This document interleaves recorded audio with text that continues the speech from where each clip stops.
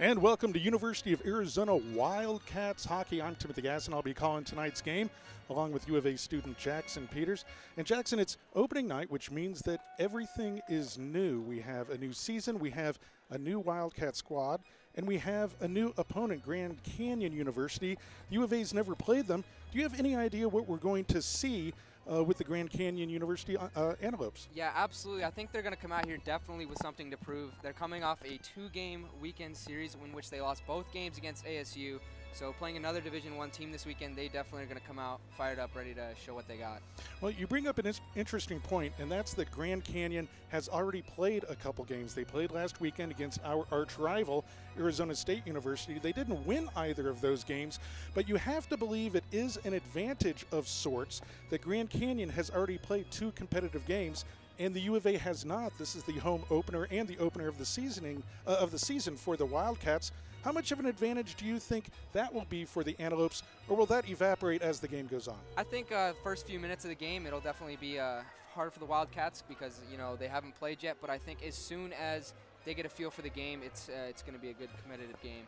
Now the Antelopes have just taken the ice. We're waiting for the Wildcats to come on the ice and get announced. Then we'll have the national anthem and drop the puck. Tonight it's the Grand Canyon University Antelopes and the University of Arizona Wildcats here on our YouTube channel. Now remember, at the end of the first period, we'll interview some opposing players and U of A players right here on our YouTube feed. At the end of the second period, head over to our Facebook page where I'll have a live look-in with the head coach Chad Berman, and of course at the end of the game we'll go to center ice and talk to Coach Berman and also the star of the game. But we have a lot of hockey to go before we get to the post-game show. Jackson, what is it that you would like to see from this Wildcat squad in a first game of the season? Well, Chad Berman was talking about how quick and speedy this team is, and I'd really like to see him come out just flying around, really showing GCU how fast they can be. Well, speed is one of the things that will separate 2 teams, especially over 3 periods. As you said, I expect Grand Canyon to come out and play tough with the Wildcats, especially early on. Some people have told me that they remind them a little bit of Northern Arizona University, another Division II ACHA team that plays Division I teams very tough. They have a lot to prove, and also they don't get to play in a large arena like this in front of a larger crowd very often. I got to expect we're going to see the Antelopes A game tonight. Absolutely. So we're getting ready now. The Wildcats are massing to come onto the ice in their brand new gray home jerseys. We have 3 new jerseys for the University of Arizona this year. We have the home gray, the away red, and then the alternate third black jerseys. They're wearing their very stylish gray. And here come the Wildcats now. So we'll go to the announcement of the starting lineups for the Wildcats, have the national anthem, and get ready for tonight's game. It's the University of Arizona Wildcats and the Grand Canyon University Antelopes here on Wildcat Hockey.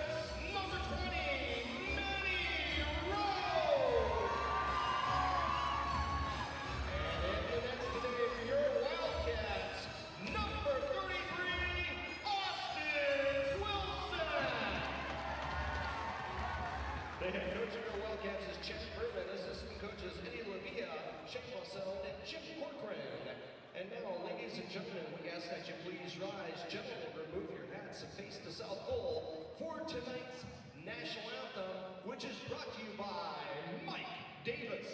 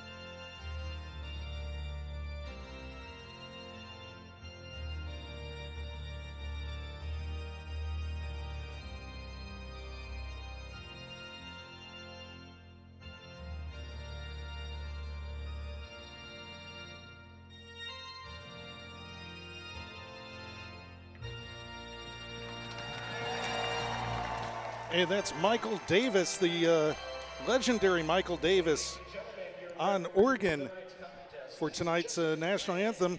For you longtime Arizona hockey fans like me, you know Michael Davis goes back decades with Arizona hockey. I remember him all the way back in the 1980s. We have Michael Davis back on organ, good old-fashioned hockey organ tonight and tomorrow against ASU, but we've got something else to deal with. First, Jackson, we've got the GCU Antelopes. Before we talk about Arizona State, I know Arizona fans want us to start talking about the Sun Devils who come in tomorrow. But now we've got the opening night and the opening face-off of opening night against Grand Canyon. And, you know, just looking out without having seen these two teams play yet this year, it does look like the Antelopes don't quite have the size of the Wildcats, Jackson. Yeah, that seems about right. And it seemed like during warm-ups, they seem to know that. So I think they're really going to try and really show that they're bigger than what they seem. Chris Westland is a big boy, 6'2", 205, taking the first face-off at center ice. And we're off. The 2017-18 season is underway. It's the University of Arizona and Grand Canyon University from the Tucson Arena here in Tucson, Arizona. Just starting the first period as the Cats break out to center ice. And over the blue line, that's Anthony Cusinelli putting it on goal. But the Antelopes are able to throw to the far side boards and out to center ice. And it's real quick here. We can see the GCU's really putting on the pressure on the Cats. Cats pick it up in their own end. Throw it out to Manny Rowe, rushing defenseman for the Cats, and just over the stick of Orion Olson in the slot. And the puck goes down for an icing.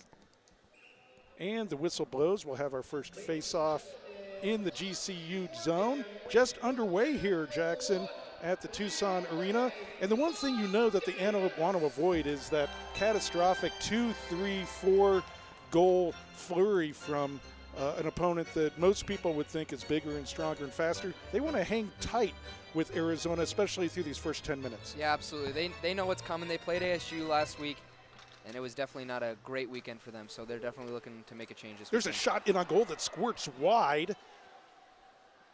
Picked up by Arizona back to the point. Sean Osmeth throws it in behind the net to the far side wall. Cats are able to keep it in. That's Trey Decker with the puck that squirts to the near side corner. Cats able to keep possession of the puck. Now Cam Armstrong throws it in near a goal. It bounces behind the net. Josh Larson picks it up there. And it comes back all the way down to the Arizona zone. It's going to go for another icing here. You know, I think that's the only thing Grand Canyon can do right now. That was a good 45 seconds of pressure by the Wildcats. Yeah, it was. GCU's definitely, they're definitely getting trapped in their zone, so they're quickly going to have to find a way to get out of there quicker. You know, when you're bigger, stronger, faster, and, you know, the Cats have to prove they're bigger, stronger, faster. That's just an assumption on my part just from looking at the two teams. You know, every clear of the puck is going to be essential for GCU, but they give it up behind their own net as Anthony Cusinelli digs it out there. Now in the near side corner. Cusinelli with the puck again. Down behind the goal. Back to the point, over to the near point to Hirsch. Hirsch tries to send it in, but it's blocked out to center ice, and that's going to be another ice, although it's going to go on goal. And Austin Wilson, the senior, getting the nod in goal for Arizona tonight. Sends it back and down the ice. The Cats definitely know that they can put on the pressure, being perceived to be bigger and stronger, so they're definitely going after it right now. Just a little over 2 minutes into the first period. We are scoreless, but the play has been carried by Arizona so far. As Jake Dickinson tries to keep the puck in the zone, but GCU breaks to center ice. Throws it in on goal, and ouch. That's Raymond Thomas getting smashed at the blue line by a couple of Cats. And tangling up in front of the net, but the Cats break out with an errant pass, able to still pick it up and throw it back into the zone. Behind Michael Norris starting in net for the Antelopes. Play continues on as Roy Grandoff really gave a bit of a elbow to an Antelope, knocked him off the puck, and Arizona gets possession again, throws it in over the blue line. Yeah, GCU seems like they're trying to play the body a little more now. They know that's the only way they're going to be able to get out of the zone quicker.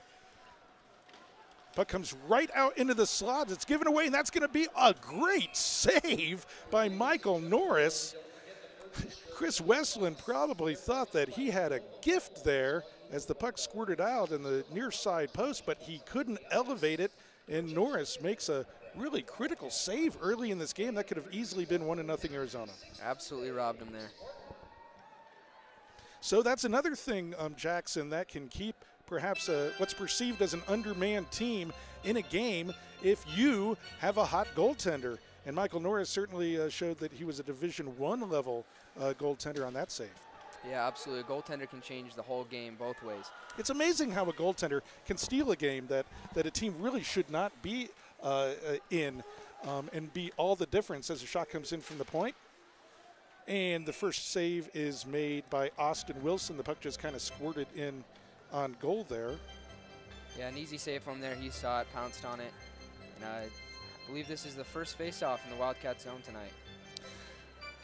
Well, 3 minutes, more than 3 minutes into the game, and the first whistle in the Arizona zone. Grand Canyon's going to have a few more face-offs in the opponent's zone to get some scoring chances here tonight. His play is back on and picked up by the Cats, but lost to center ice as it's fired right back in. Trey Kearns goes for it there behind his own net. Back to Hirsch. Up the far side to Josh Larson. And now down the ice, just past Jason Plumouth. But it squirts on goal, and it's frozen there, and we'll have another face-off. 4 minutes exactly into the first period. And neither team really has much of a flow going. Arizona, I think, just out of perhaps a superior skill set, able to keep the puck in the Antelope zone. We'll go for another face-off in the far dot. Won by Arizona back behind the Antelope goal. And into the far corner, and all they can do is try to throw it around to the opposite end of the ice and hope to gain possession. They do, but it's immediately picked up again by Arizona at their own blue line. That's Corey Hirsch with the puck, but he gives it up in the Arizona zone. Luckily, an Arizona player, Trey Kearns, is right there, but we're going to have our first penalty of the season. And it's going to go on Arizona. I didn't see that, Jackson, but they're calling a slash on Trey Decker. You know, I've never seen a player admit that he did a penalty before going to the box. Trey Decker says, who, me? Me? Really? Couldn't yes. have been him. It couldn't have been. But it's a 2-minute minor, and this is exactly what Grand Canyon needs, Jackson, to stay in this game. They need odd man opportunities. Yep. They definitely need to capitalize here if they want to stay in this game. That was Brett Kramer with the puck for GCU. Back to Kramer at the point. over to the far point now. Attempts to get thrown into the slot, but it's cleared by Arizona. Yeah, a hot goaltender and power play opportunities, those are things that can really even up a game for a team. And this will be a good test for Arizona, their first penalty kill of the season. As play continues into the Arizona zone. Right out to the slot, and a good shot and save. Noah Cassio put it on goal, and now we got some stuff going on between Cassio and some Cats to the far post. Yeah, the Cats are definitely keeping it on the outside on this penalty kill, especially Jake Dickinson. He took a puck there. He sent it down, so I think these guys really know how to keep GCU pushing on the outside, not give them any opportunities. There's an irony here, Jackson, in that senior goaltender Austin Wilson, he needs to see some shots to get sharp. If he doesn't see a lot of shots and then suddenly there's a power play and he starts to see some shots, it's hard to keep your focus. So maybe this is actually good for Arizona. Coach Berman is not going to like me saying that it's good that they're on a penalty kill, but maybe it's good for Wilson as he comes in way out to the close dot and was not able to get the puck. That's going to go right in to the back of the net, but it doesn't. It misses the net, and somehow Wilson gets back in the net. Almost a catastrophic mistake by Wilson as he came out all the way to the near side dot to try to freeze the puck, but wasn't able to locate it. We continue play here. There's 42 seconds to go in the power play as GCU has their best opportunity of the game, but they were not able to pot it into the net. So that's two good chances for either team now. One good chance for either team to get the first goal of the game, but we remain scoreless as the puck now goes back down into the GCU end. What do you think Austin Wilson was thinking there, Jackson? I honestly thought he had the puck there, and it looks like it just slipped between his pads and then sliding everywhere. Then looked like GCU had a great chance there, but they just couldn't put it away. Well, you come that far out of your net, you better have the puck. And you better show it to the official, otherwise they're not going to blow the whistle. They didn't. He didn't have the puck. It almost turned into a goal for Grand Canyon, but it is still scoreless as the penalty is now off the board. 13:29 to go in the first period as a Wildcat just muscles an antelope off the puck there behind the net, but it comes out to center ice, and there's some stuff going on behind the puck, and we have a whistle, and we've got a roughing penalty coming up against Wyatt Grant, who again is saying, who, me? It was behind the net.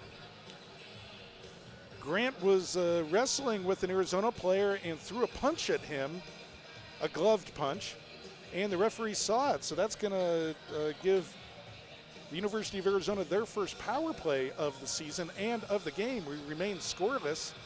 And that's yet another key, Jackson. GCU is going to have to keep their temper under control. They cannot give up power play opportunities to Arizona tonight. Yeah, it's unforced errors like that can really cost you. When you give the other team a chance on the power play like that with a penalty that you really didn't need to take, you just got to avoid those errors.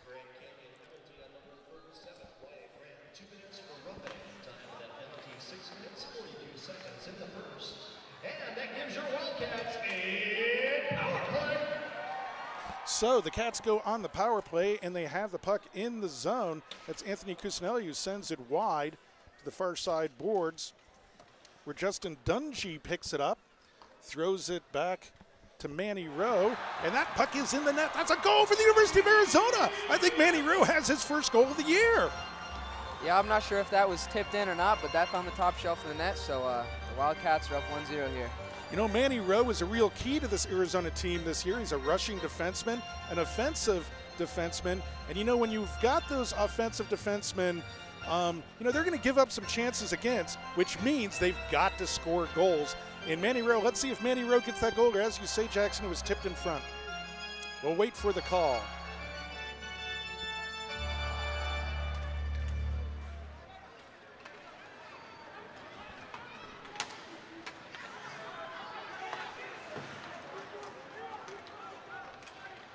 And we'll wait for the call.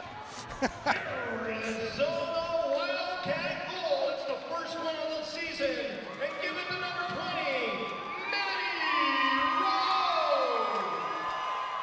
They do give the goal to Manny Rowe. We'll see. Justin Dungy. That's from Dungy. Time of your Wildcat power We'll see if they change that. I don't think it was tipped in front. I think that is Manny Rowe's goal. He shoots, he scores. Another Arizona tradition like Michael Davis on the organ. So 12-12 to go in the first period. And Manny Rowe breaks the ice for Arizona. They take a 1-0 lead over Grand Canyon. And, you know, as I said, Jackson, the last thing Grand Canyon needs is to go on odd man situations, trying to kill penalties against a larger, faster Arizona Wildcat squad. Yeah, exactly. GCU let the Wildcats have the man up, and they capitalized on it.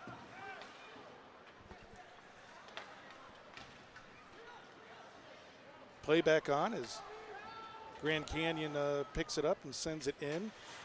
One thing I like about Arizona's game tonight, Jackson, as Culleton Edgerton takes a hard hit on the boards, is that Arizona's making the Antelopes pay. Every time they touch the puck, they're getting hit. Arizona goes offside there. But anytime the Grand Canyon tries to break out of their zone, they're taking a hit from an Arizona Wildcat. Yeah, and it definitely looks like GCU knows it's coming, and I think that's exactly what Coach Berman and the Wildcats are trying to do. Yeah, it's not that they're necessarily clinching, but you're absolutely right. They're seeing these guys coming. And as you know, hockey's all about timing. If you get rid of that puck a second earlier than you want to, it's not going where you want it to go. Yeah, they're trying to put the pressure on GCU because they know that a man's coming at them, so they got to get it away before, you know, they lose the puck. Absolutely right. Plays back on now as Arizona picks it up. Justin Dungy throws it in the zone, but it comes right back out. And all the Antelope can do is send it in behind the net. And Austin Wilson lost it again. That one should have surely turned into another empty net goal, and somehow they dodged the bullet. Austin Wilson with a couple interesting lapses of focus here in this first period as he just now gets his stick back. I'm not quite sure what what fooled him there, Jackson. He seemed to miss the puck at the side of the net. Yeah, I'm not sure. He was sliding around again. That one, he was not going out to play the puck, but it looks like something just got caught up and wasn't sure where the puck was. You know, these are new boards here at the TCC, at least as of last year, and they can take some weird bounces from pucks coming off the end boards, and it could have been a weird puck bouncing up and surprising him right at his post. I've seen that several times over this last year with these new boards, especially in the corner over by the Zamboni door. We're almost halfway through this first period as Ty Gebauer sends the puck down into the Grand Canyon zone, and Arizona goes for a change. One of the rare times Grand Canyon is able to come out of the zone unchallenged, but they give the puck up right away as Anthony Cusinelli picks it up, throws it into the slot. And now GCU breaks out 2-on-1, but instead takes a long and easy shot on Austin Wilson, and he makes the easy save. You got to believe Austin Wilson's trying to calm himself down a little bit here. He easily could have given up two goals that were just really would have been mistake goals. But you know what? The goals against average is still a perfect 0 for him. We can't complain about goals that didn't go in the net. Exactly. I think he's excited for the first game, still trying to find out what this game's really going to be like.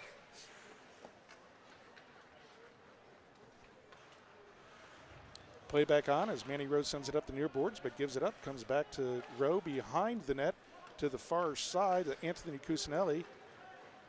And now up to center ice. That's Chris Westland still with the puck. Back to the point to Orion Olson, the new captain of the Wildcat squad. Dug out by Westland in the near side corner. Oh, and there's a shot by Anthony Cusinelli that just goes off the glove of Michael Norris. Arizona keeps it in. They look like they're on their power play, but they're not. The puck's sent in front and deflected the near side corner. Working the outside definitely seems to be the strength for the Cats right now. And there's a good save in traffic by Michael Norris. That was Anthony Cusinelli again, who's looked sharp early in this game. As both teams go for a change. 8:59 to go in the first period. It's your Arizona Wildcats 1, the Grand Canyon University Antelope nothing. As the play has been controlled mostly by Arizona, the Grand Canyon has had certainly 2 excellent scoring opportunities, but they were not able to fill the net, and they remain scoreless. As Trey Decker breaks in over the line, there's a shot wide by Josh Larson. Comes right back in on goal and squirts out in front. Thought Grand Canyon was going to shoot on their own goaltender there for a second. Wyatt Grant, but he backhands it out of the zone. And Arizona picks it up again. Nice little back pass. Oh, and an attempt over to the far corner to Trey Decker, but it just goes over his stick. Well, there's a lot of traffic in front there. Corey Hirsch tried to send the puck through 3 or 4 people. Instead, it goes to the near side corner. It seems almost, Jackson, like both teams are waiting for something to happen here. Not a great offensive flow for either team. And, you know, it's just a 1-goal lead. You'd hate for Arizona to feel satisfied like they figured out this other team. They just have a 1-goal lead. Yeah, absolutely. As the puck kind of squirts off of Norris there and continues on. Yeah, GCU makes a quick play here, and the whole game changes, and the Wildcats are back of the tie game. How many times have we seen a team dominate another, but not on the scoreboard? Exactly. Happens all the time. There's a good shot and a good save by Michael Norris. He'll freeze it, and we'll have another face-off. Yeah, the only thing at the end of the day that matters is the scoreboard, Jackson. So while this looks like the biggest 1-goal lead in the history of hockey, it's just a 1-goal lead. Yeah, exactly. And you know, with those slip-slide plays that Wilson was making, it could easily be a 2-1 game for the Antelopes right now. It easily could be, and I'm sure Wilson is thinking that right now. He's got to buckle down. He's a fine senior goaltender, and he hasn't let any goals in yet. Yeah, it's hard to criticize him for making a play. For goals that didn't happen. Exactly. So I'll stop criticizing the Arizona goaltender for goals that he has not let in. That's going to be another ice and another face-off in the Grand Canyon zone. Yeah, GCU's really got to try and possess that red line before they keep throwing it down, because giving the Cats good face-off opportunities in their zones just it's not helping them that at all.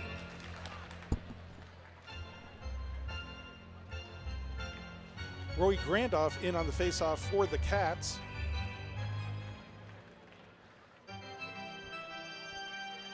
And he's promptly thrown out. And Griffin Dine, my former broadcast partner here in the booth at Arizona Hockey, back in the roster for the Wildcats. Congratulations, Griffin, as he takes the face-off and heads to the slot.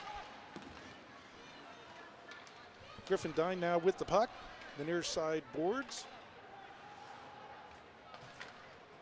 As there's a nifty move and a hack, and this is a whole bunch of players in the net. There's a delayed penalty. This might be goaltender interference. Wildcat and an Antelope ended up in the net. And I gotta believe that Arizona's heading to the box, but they're also calling, I think, for the trainer to come out and take a look at Michael Norris. He got jammed into his own net. I think that's what the Antelope player was motioning to, unless he was trying to convince the ref that the Arizona players should be tossed from the game. Yeah, Michael Norris definitely looks a little shooken up after what just happened in the net. I think the Antelope player there was asking for the, was he asking for the trainer, or was he making a point that Arizona player should be tossed? No trainer came out to see Norris. He's still in goal and looks okay. There is an Arizona player. That's Roy Grandoff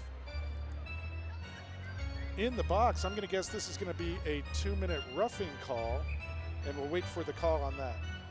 But Norris is okay, and that's the good part. Wildcat penalty on number 11, Roy Grandoff. 2 minutes for goaltender interference.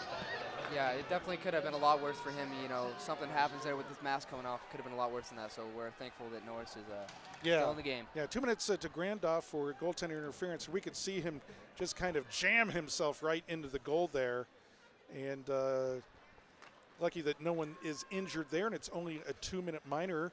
We have to wonder what was being said on the ice, as Grandoff was just thrown out of the play of the face-off circle just previous to that. And I think there's definitely some words going on between these two teams. And Grand Canyon has got to have some grit to stay in this game, and they're on the power play just down by a goal. Yeah, I definitely think what just happened with Norris is going to fire up both teams a little bit more. As the puck comes out to the blue line and now back out to center ice. 1 minute to go on the power play for the Antelope. As Arizona picks up the puck behind their own net and just fires it down the ice. There's Justin Plumouth digging for it. And back to Plumouth, and he's right in front, and the puck goes right off Norris. If he could have controlled that puck for just another second, he could have deked around, but he had to throw it on goal, a short-handed bid. That is stopped by Norris. Norris has looked sharp here in the first period. Yeah, just like we were talking about in the first period, it's a goalie that can change a game, and Norris is definitely doing his job here. There's a save by Wilson off of his pad that bounces back out and now bounces to center ice as Arizona's able to go for another partial change. 13 seconds to go on the power play as Grand Canyon breaks in. There's a drag move and another save by Wilson, but Wilson kind of drops it there in front of him. Wilson doesn't quite have his sharpness on play here in the first period so far. Yeah, I definitely think he's just warming up. It is the first game of the season for the Cats. You know, Michael Norris and the Antelopes have had 2 games to warm up, and I think the Wildcats are just getting ready for the season. You know, this is something that we can't talk about enough. Arizona has not played a game yet, and they have to play themselves into that kind of game mentality. And so I'm going to guess after this first period, Austin Wilson's going to look sharper. Absolutely. Once these guys get a feel for how the game is, how they work with each other, they're going to work a lot better together. 5 seconds to go on the power play for Grand Canyon as the Cats get it to center ice and out. That's Griffin Dine again, chasing after the puck. You know, Griffin Dine's one of those energy guys. He's an effort guy and perfect for the penalty kills. The puck comes into the slot, but it's intercepted by Arizona. The penalty is now over. Yeah, there was a lot of shot blocking by the Cats during that penalty kill, and that's helping them out a lot. Dine comes in and blasts a shot wide. Manages to keep it in the zone. Good shift there by Griffin Dine. Now, Cat fans, stick around after the first period. Our Lindsey Carpenter will talk to Grand Canyon University player Travis Burrow. That's after the first period right here on University of Arizona Wildcat Hockey. We have 4 minutes to go in the first period. Arizona has a 1-0 lead as the puck comes out and squirts out to center ice over Cam Armstrong's stick. Back to Sean Osmett. One of the few seniors on this squad and a steadying influence on this team. The puck comes in on Norris, kind of squirts away from him, but no harm done. 3.5 minutes to go in the first. The Cats are definitely trying to get the Antelopes moving here. They're trying to get Norris moving from side to side, and I think they're doing a pretty good job right now. Cats back in over the line. Boy, how many times have we said that in this first period, Jackson? They have been in the Grand Canyon zone an awful lot, but only have 1 goal to show for it. Yeah, and just like we were saying earlier, it's all Norris right now. He's definitely doing his part, and GCU's doing a good job of defending. They just need to find a better way to get out of the zone and into Arizona's zone. Arizona winning those one-on-one fights, but you'd like to see a little bit more offensive cohesion from them and getting a few more pucks on net. It'll be interesting to see what the shot on goal total is after this first period. We'll find out in 2:50 as another shot comes in on Wilson. The puck pops up, and he makes a good save there, looking sharp on that shot. And I think right now what can help Austin Wilson is seeing some shots. Yeah, absolutely. It's definitely hard for a goalie to know what to expect when he's not facing any shots. So the more shots that he gets in this game, I think the more into it he will be. Now, you don't want to see 50 shots Absolutely on goal. not. You don't want to see that many shots. But I think to keep in the game and to warm him up, he needs to see some more shots as puck is back in play and bounces behind him, picked up by the Cats. Manny Rowe, this is what he does best, rushing up the ice. Sees a player in front of him, so he just pops it down. It comes back to him. It's amazing how the puck finds its way onto the stick of good players. The puck finds its way onto Manny Rowe's stick often as it just goes over his stick now at center ice. And goes out of play. We have a whistle. We'll have a face-off back in the Antelope zone. Yeah, you know, Arizona's winning those one-on-one battles, Jackson, but you'd like to see a little bit more of a system kind of cohesion for them, especially when they set the puck up in the Antelope zone, move the puck around, find that open man, get a good shot on goal. Yeah, absolutely. They're getting the puck, but once they get it, it seems like they just can't get it to each other to make a good play happen. So I think they're still filling each other out. Yes, absolutely. It's better to be up 1-0 than down 1-0 in the first period of your first game of the season. But I got to believe that head coach Chad Berman is going to be expecting more out of his Wildcat squad in the second period. Yeah, absolutely. They're definitely putting in the work right now, but out of this Wildcats team, they're definitely showing what they're capable of and definitely are showing, what's to come in the future. Yeah, that was a dangerous move there by Orion Olson, trying to stick handle through two players at his own blue line against a better team. That's going to be a turnover. As the puck comes back in on Norris, he's scrambling for it. He can't find it. He's still on his knees. The puck's still in the slot. It's still in the slot. Where is the puck is not in the net. It's under Norris. Goaltender's looking for it as they're jostling to the far side of the net. No one knew where that puck was. I believe that Norris knew where that puck was. It looked like he was reaching for that puck, and it looked like he made another great save to keep GCU in this game. Well, eventually he found it because the whistle blew. There was a lot of jostling around there. There's definitely some attitude coming off of Grand Canyon. They're not backing down from Arizona. And with good cause, with 1:35 to go in the first period, they're just down by a goal. It's 1-0 Arizona. Yeah, and like we said earlier, Arizona is trying to put the body on the Antelopes, but it does not seem like they're backing down at all. It'll be interesting to see what effect that has in the third period. Of course, as you know, hitting the body in the first a lot of times pays dividends in the third. But you also have to put pucks in the net. Absolutely.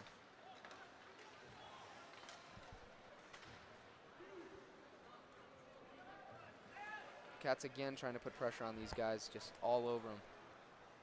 Down to 1 minute to go in the first period. 1 minute left in the first period. As the puck comes in on Wilson and a self-goal by Sean Osmet, trying to clear it away, and he just kind of poked it in between the pads of Austin Wilson. And with 54 seconds to go in the first period, this is exactly what we were saying, Jackson. Look at that Grand Canyon bench. Yeah, exactly. That bounced right off Sean Osment, and that GCU team is fired up right now. That's exactly what they were looking for, just get that puck in the net whatever way it can, even if it's off a Wildcat. First of all, you know, it's one of those hockey rules, never give up a goal in the last minute of a period. There's something psychological that right before you go into the locker room, giving up that goal. And then that's kind of a sloppy, the puck's in front of your own goaltender kind of bouncing in kind of goal. But, you know, to Grand Canyon, that's like a breakaway that they took to the upper corner. It counts just the same. And we're all even at 1-1. And if Arizona was not, didn't have a wake-up call before, they have a wake-up call now. Let's hear the call. Envelopes goal, 19 minutes, 6 seconds into the first period.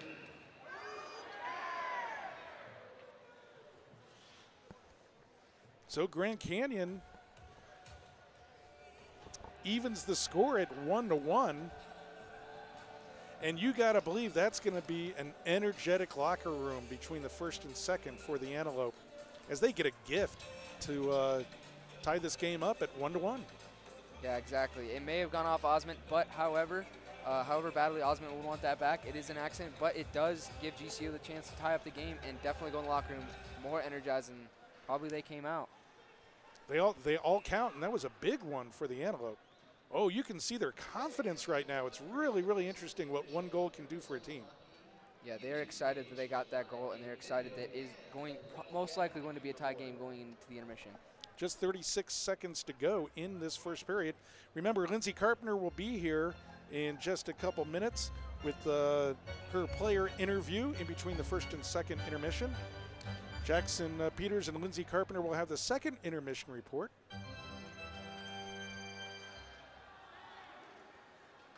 As we have another face-off won by Arizona at center ice. A little extra. Here's Manny Rowe with the puck in the slot. Tried a little stick handling there, and we got a fight going between Grandoff and Gabe Rankin at center ice. Well, it looked like it was going to develop into a full fight, kind of a wrestling match, and it looks like Grandoff is the only one who's going to get a penalty out of this. He can't believe it. Yeah, it looks like those guys were all over each other immediately after the face-off went on until the play stopped. You know, Rankin is going to go to the box for Grand Canyon. First, I thought they were just going to call Grandoff. Something has definitely gotten under Roy Grandoff's skin.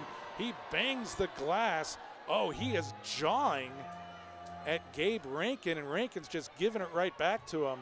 I would not want to be Gabe Rankin in the second period if Ray Grandoff can get him in his sights. He definitely has Gabe Rankin's number here.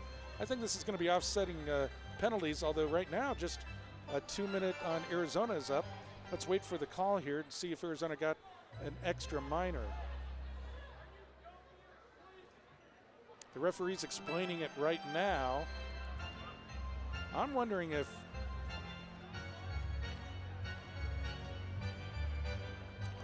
Arizona got an extra minor here.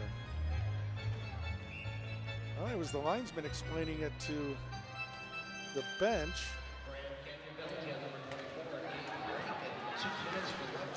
An interesting situation here. A nice. 2 minutes for roughing penalties and 19 minutes, 37 seconds of the first period. An interesting situation here with the 4-on-4, a play we don't get to see a lot in hockey, so it'll be interesting to see how both teams handle this.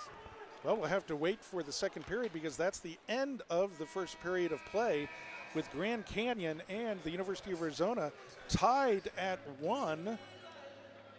Wow, that was a really strange period of hockey, Jackson, with Arizona really dominating play as players come over, patting Austin Wilson on the head, giving him a bit of confidence there, saying it can happen to anyone. It's not your fault. We're going to get it back for you. That's a really good team sign because you know Austin Wilson is feeling bad about that goal that's given up.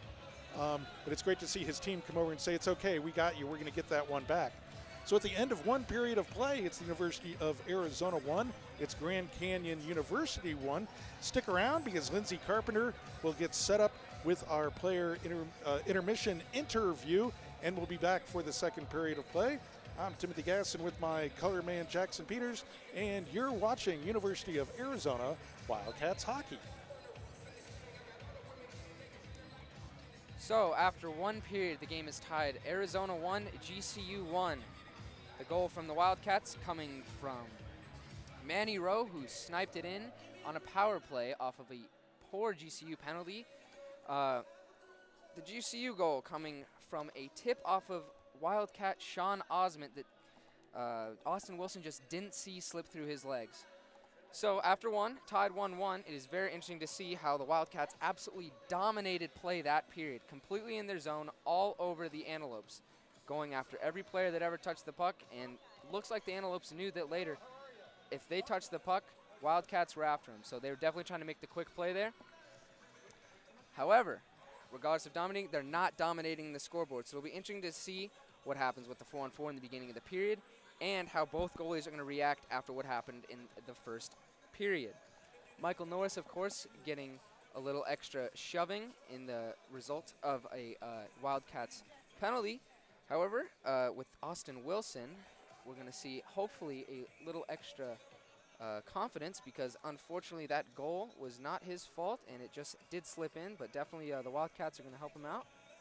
So we're going to see what he can do. Hi, I'm Lindsey Carpenter. I'm here with freshman GCU player Travis Burrow. Travis, why aren't you in the game tonight? I have a torn ACL, unfortunately. And how did that become about? I was doing a 2-on-1 drill in practice, got a little tripped up with my feet, fell backwards on it, heard a pop. And how long will you be out from the game from? Gameplay, probably about 6 or 7 more weeks. It's not a bad tear, but it is torn. I should be on the ice skating around next week, though. And I know an ACL is such a big part of your body, especially for hockey. Are you able to do any workouts or any upper body to kind of keep in shape off season since you do have almost 2 more months left of your injury? Yeah, so actually right now my lovely athletic trainer has me doing some post-surgery rehab, even though I didn't have surgery.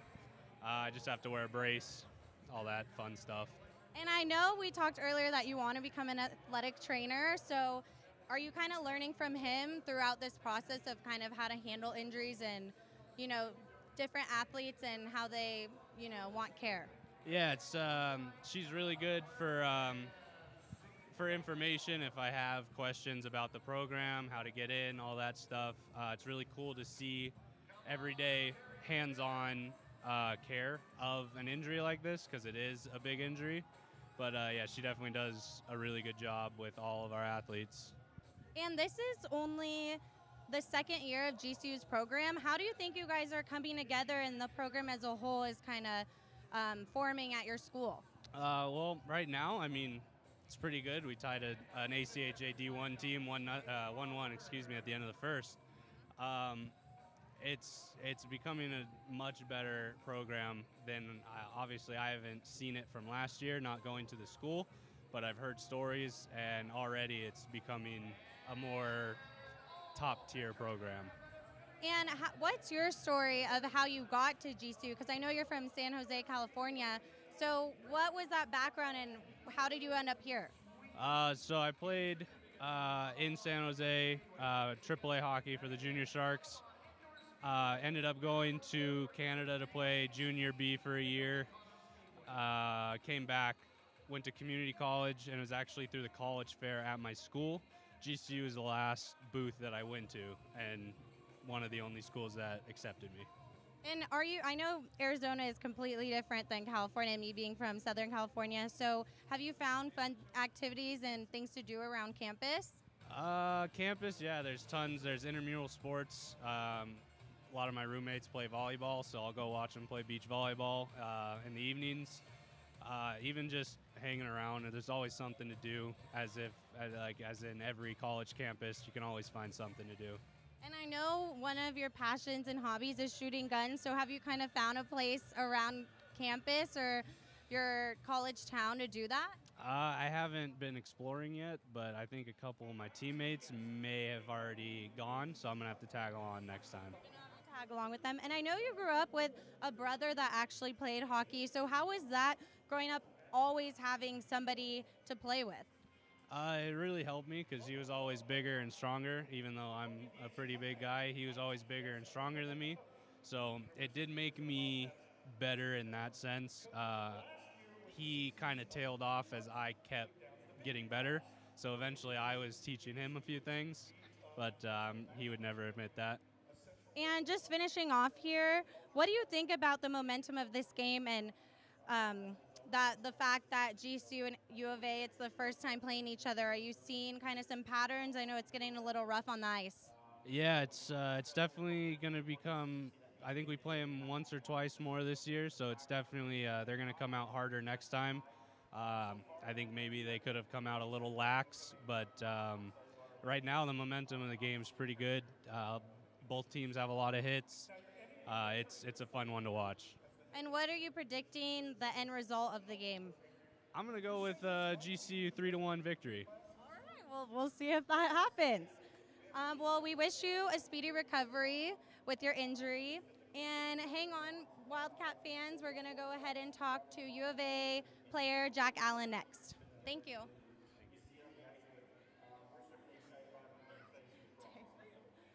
Now we need to get him. So it's interesting to hear from Fernald about how GCU is coming up as a program. It's great to hear that a D2 school and yet another Arizona hockey college school is coming up. It's great to see Arizona hockey developing. It's great in the desert, and it's great for every kid here that wants to be playing hockey. In addition to that, it's great to see that they came out ready to play the Wildcats. They showed that they were ready to play another Division I hockey team, and they are excited to be here, and they are definitely showing off their will and might against the Cats.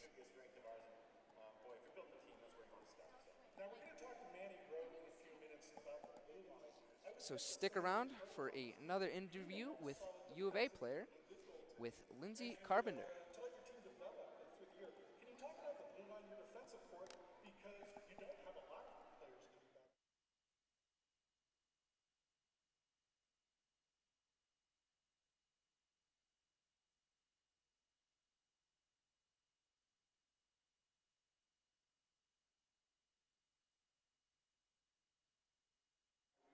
So now we're going to send it off to Lindsay Carpenter with another interview. I'm Lindsay Carpenter. I'm back with freshman U of A Wildcat Jack Allen. Well, welcome to Tucson, Jack, and the University of Arizona Wildcat team. Hello. Happy to be here. So. What do you think of this game so far tonight? It's been a fun one to watch. It's a little slow right off the start, little mistakes that just comes with, first game of the year. So a lot of things to figure out, and it'll be good from there. Can you elaborate on those mistakes of what you're kind of seeing from the stands and what the Wildcats can do to improve that? Probably the biggest thing is just passing. It's the execution is 100%, but it's been pretty crisp so far. So just one of the things that comes with time. So. And how eager are you to get into the game? I really want to be out there right now. It's kind of killing me a little bit, but I'm just part of being a new guy, and so when I get my shot, it'll definitely make it that much better. So. And this year we have a new captain, Orion Olson. Have you seen him show his leadership skills throughout practices and even on campus at school? Yeah, I'd say 100%. Olson, that's one of my favorite things about being here so far, just seeing all the old guys and the way they go about their business and everything they have to pass on. And what are some of the tips of advice the older guys have told you? Because I know there's 15 new guys on the team this year. As far as and just little things. I mean, you'll walk by and if you're doing something wrong, then they'll definitely tell you how to fix it. And just little things that go a long way with the team. They've been in the same boat that I am, and just the little things. They're definitely they're there to help you. And I know you guys have been working hard at practices and having fun. Coach Berman has implemented some team bonding sorts of things. So how are you liking his coaching style, and how does your game kind of go along and correlate with his coaching style with the team?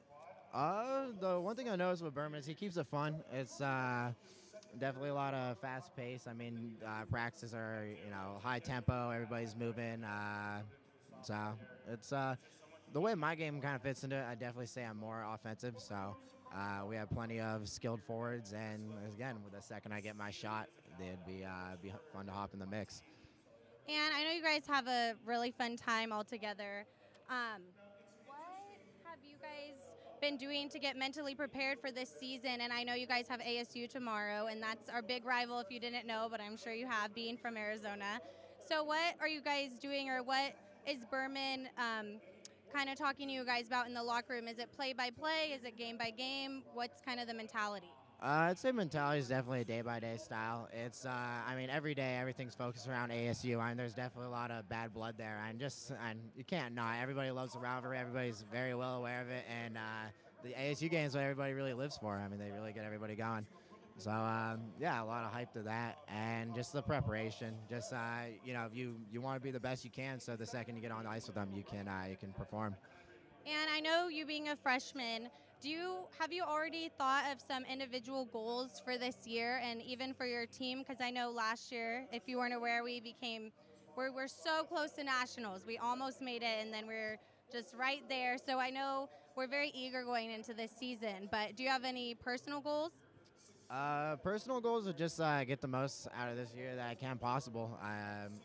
Definitely a big goal, hop in the lineup. That comes with time. And then just big team goals. I think everybody's set on. Everybody wants to win a national championship. I mean, all of us aren't coming here to not have the final goal of walking out here with a ring. So other than that, yeah. And is there a specific NHL player that you model your game after, kind of how you work or any play work on the ice? Definitely like watching the shooters. Guys like Stamkos, Tarasenko, even Line. They just guys who can just really let them go. That's definitely my favorite way to play the game. Yeah. And what are you thinking of this game so far tonight? I know it's our first time ever playing GCU, and they're only a second-year team. So what do you think of this particular game and just how they're playing and the momentum? Because I know it's getting a little scrappy out there. We look good. Pace is definitely at a good start. And as far as GCU goes, I mean, we're definitely and easily, without a doubt, the better team. And just the guys are throwing around bodies, and you can tell that they definitely don't want to be hit. And, you know, all the physicality, you know, throughout the game, that was just one period, 2 more to go. They'll have, they're definitely going to have to see how conditioned GCU is. So I know we'll be all right. So it'll be, it should be good. And I'm sure you're very eager to get into the game. Hopefully you get in tomorrow. Yeah, that probably won't happen either. But it's, what's it called? Yeah, no, I said it just takes time to get your shot and then, you know, take it from there. Well, thank you for talking with us. And that was Jack Allen from University of Arizona Wildcat Hockey. And we're going to go ahead and bring it back to the broadcasting booth with Timothy Gasson and Jackson Peters after this. Thank you.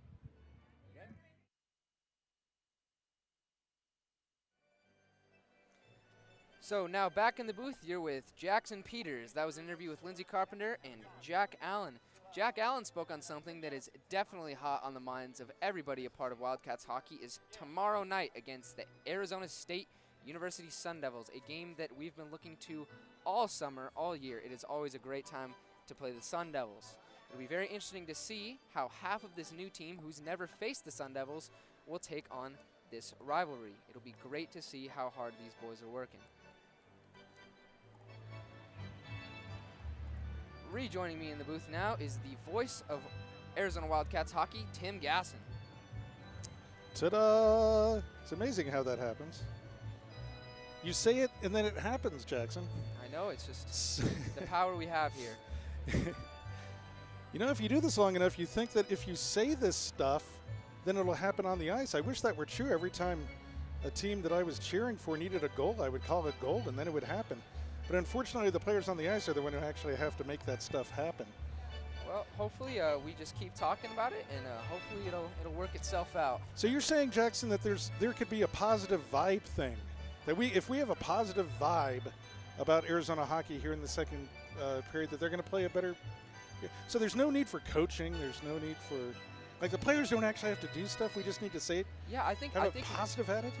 I think if we just start saying what's going to happen, that it should just happen, right? Let's give that a try and see what happens. It certainly would be a very cheerful second period for us if we call goal after goal after goal. But I think instead the Arizona Wildcats are going to have to regain their focus.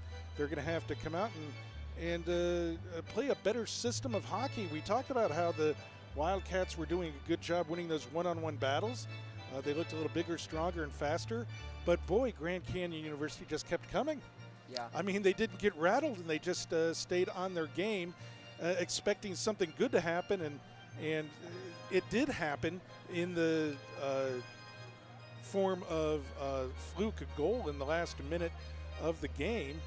And, you know, we couldn't even figure out who scored that goal because it went off a couple of Arizona players, but it ended up being given to Tim Van Tynen of the Grand Canyon University Antelope, number 12, with just 54 seconds to go in the first period.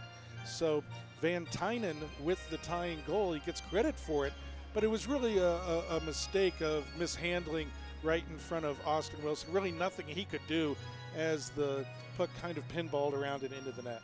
Yeah, and the unfortunate part about that is, as a goalie, he's gonna blame that all on himself. But there is nothing he can do. It's unfortunate that it went between his legs like that, but he didn't see it. It's not his fault. So hopefully the boys are rallying around him right now, and he comes out with a straight head and ready to stop more pucks like he's been doing all game. So I was wondering about the shots on goal because Arizona really did dominate that period. 15 shots on goal for the University of Arizona, 9 shots on goal for Grand Canyon University, so not quite doubled up. 9 shots on goal, turning into less than 30 in a game is not going to be a lot of shots on goal for Grand Canyon. You got to believe that Arizona has to generate a few more goals out of all the chances they're getting. Yeah, absolutely, especially with how well that they're doing of getting pucks in the Antelope zone. They're all over those guys, and they're always getting the pucks, so they just need to find a way to better capitalize, move the puck around, and hopefully find the back of the net. So the coaching staff for the University of Arizona is now making its way onto the ice. Former Wildcat John Hogan now an assistant to head coach Chad Berman.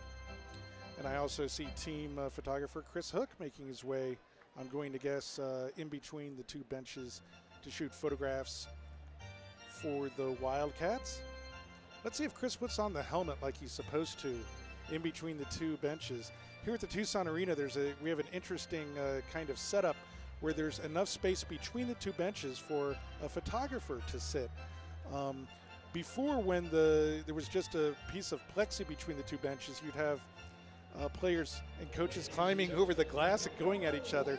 Now they have to do that over the photographer, so that's very interesting. I'm sure that's always a blast to see. And there goes Chris. There's his helmet.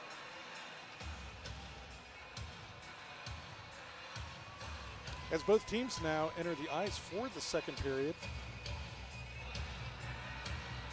We're tied at 1 at the Tucson Arena. So for the second period of play, the Cats will move from right to left, the Antelopes from left to right. Yeah, both teams looking very excited to start their second period off right now. Well, I'll tell you this, Austin Wilson wants nothing more than to make a really good save.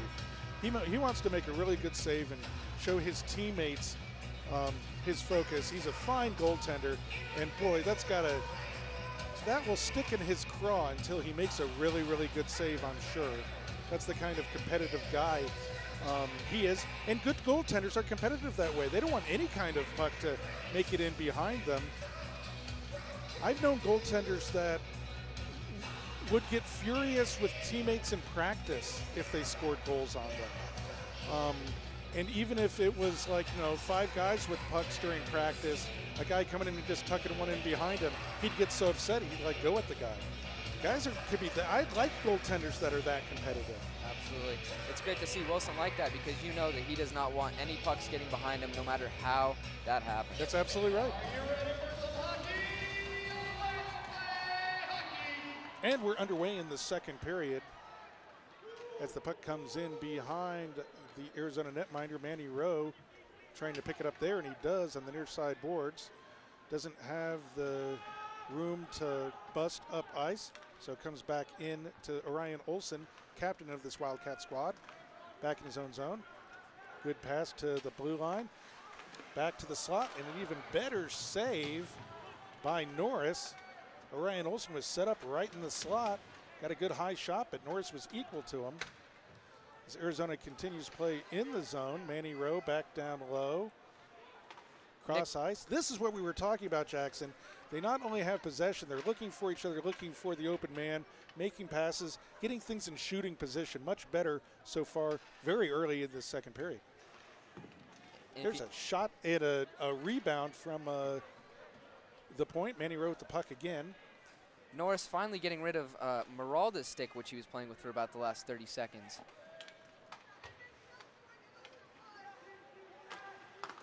Oh, puck just tipped wide on a nice play there by Orion Olson.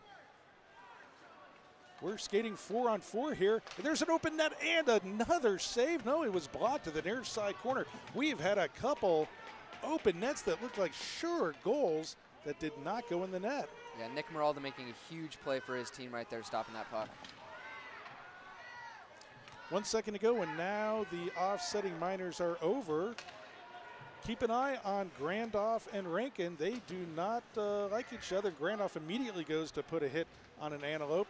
He looks like a man on a mission out there right now as the puck comes out to center ice. And now into the Arizona zone. Cats can't get so preoccupied with hitting the body that they forget where the puck is. Yeah, that gave GCU a great chance to move out of their zone right there.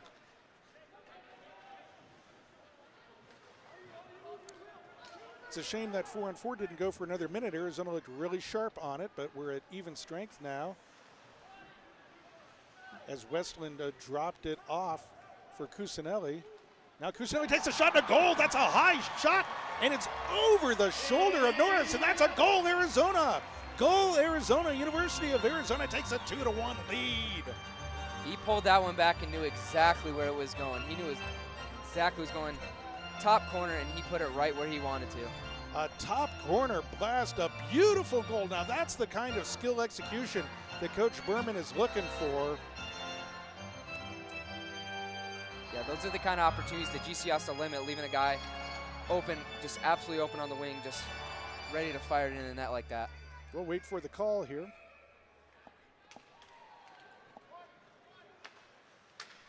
as Arizona takes a 2-1 lead. And we have a quick whistle right off the face-off. We'll have the face-off again. Arizona Wildcat goal, given to number 15, Anthony Cusinelli. The assist goes to number 12, Chris Westland. That's Cusinelli from Westland. Time of your Wildcat goal, 2 minutes, 25 seconds in the second period. So it's Cusinelli from Westland early in the second period, and the U of A takes a 2-1 lead. Again, U of A just going after the body on every GCU player that gets the puck. I'm glad that some traditions don't die here at Arizona Hockey. We have Michael Davis back on the organ, and the classic chant from decades past to the goaltender who just gives up a goal, it's all your fault. We have a Grand Canyon player down on the ice behind the play. No one's really paying attention to him. His teammates, his trainer. Now the trainer's being brought out to him. We're looking to see who that is. It looks like it's Tim Van Tyen. Glad to see him on his feet there. Looked like that could have been pretty serious, but he's up on his feet, skating to the bench on his own, so that's a great sign. Yeah, boy, it really looked like Van Tyen was hurt, but he does pop up, heading to the bench. Definitely upset though, slamming his stick on the ice. He's whatever happened, he's ready to get back out there and make something happen.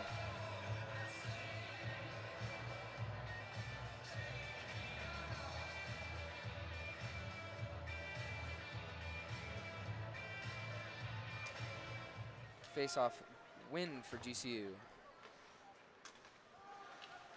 Cats pick it up in their own zone. That's Orion Olson with it, sending it in on Norris, who stops it, and that's a good idea. Yeah, can't be giving the Cats good rebound opportunities like that, especially no reason to get fancy with it. Just cover the puck and move the face-off in the zone. So Jackson, this is similar to the first period where the Cats can't be complacent here, that they have this game and this team figured out. Once again, it's just a 1-goal lead. Yeah, exactly. And like we saw in the first period, anything can happen to change this game. So the Cats definitely can't stop here. They got to keep pushing on GCU. Here comes a puck. Icing is I thought they were going to wave it off. They don't. On Arizona, the puck will come back into the Arizona zone. And now Norris is skating around a little bit. I think he knows he has to keep his team in the game. There was nothing he could have done on that shot by Anthony Cusinelli, though, Jackson. That was a blast that was perfectly placed in the upper corner. Not many goaltenders were going to be able to get to that one. No, absolutely. Cusinelli knew exactly where he was putting that one, and it was going in.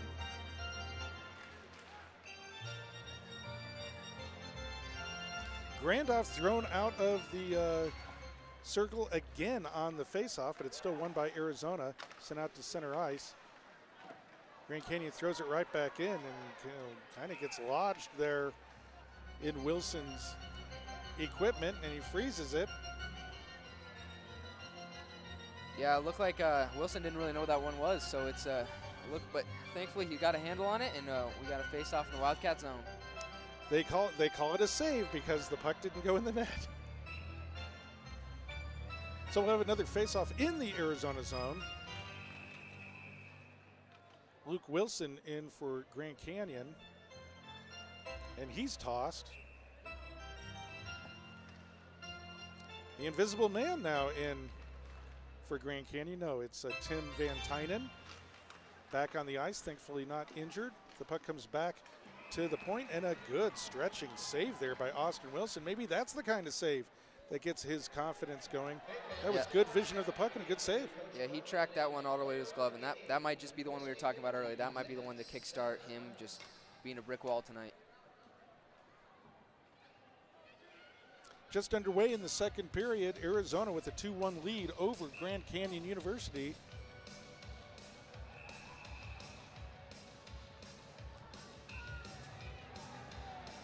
Not sure what Michael Davis is doing, or maybe it's some kind of 80s retro thing. Yeah, GCU getting tossed out of that face-off for the second time in a row. Here's a good outlet pass from the Cats up to center ice. Josh Larson trying to throw a little body after he lost the puck as the puck comes back to Armstrong, who sends it high and wide. Cats keep it in. Grand Canyon sends it around to the near boards. Having a little hard time getting out of their zone as it comes back to a cat.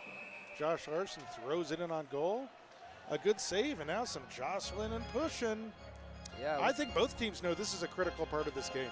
Yeah, I think a lot of players know that this next goal is huge for whichever team. So. It is. It absolutely is. You just get the feeling that, you know, the kind of adrenaline and emotion that Grand Canyon is working on will kind of leave them if Arizona gets a goal, especially if it's a pretty skill goal. Might deflate them. So with 15:36 to go in the second period, I think we're coming up to a pretty critical portion of this game. Yeah, absolutely. Both teams are working real hard, too. They're pushing. The Wildcats finishing every check on every player that they can. Nice keep in the zone there by Anthony Cusinelli, who brings it in with a little scuffle in the center of the ice. GCU again just throwing it off the wall, trying to get the puck out of the zone, away from the Wildcats however they can. Picked up by Trey Kearns for Arizona. He sends it down as Grand Canyon tries to regroup in their own end. Yeah, they're definitely looking for a better way to get out of the zone. Oh, it just gave it away to Chris Westland. Just misses getting to Anthony Cusinelli in front of the goal, and instead comes back to Orion Olson. Almost a bad giveaway in the slot as Arizona tries to break up the other way. A nice heads-up play there by Tyler Griffith to read that play and to get the puck back. Grand Canyon doing a good job of breaking up Arizona pass, getting in the passing lanes. As there's a trip of an Arizona player, some skates got mixed up there. Nothing called. We come back the other way. Ty Griffith with a shot that goes wide and over the net. Wow, Norris had to kind of do a propeller motion there to try to make sure that puck didn't get over him again. And it looks like we got a cross check coming up on an Antelope. This looks like it's going to be... No one wants to go to the box, of course. Well, nobody did anything wrong here tonight, so that's... Now an Antelope heads over toward the box.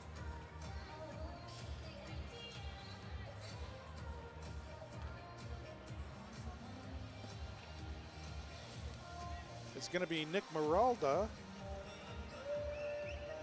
heading in, and this might be, I think this is a cross check and a power play opportunity for the Arizona Wildcats. We've seen the Wildcats work pretty hard on the power play tonight, scoring one goal for Manny Rowe, so it'll be interesting to see what they do right now.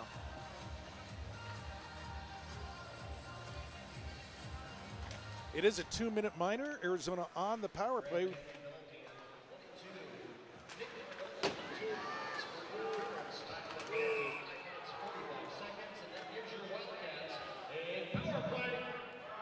An interference call, not a cross-checking call. Check that. An interference call.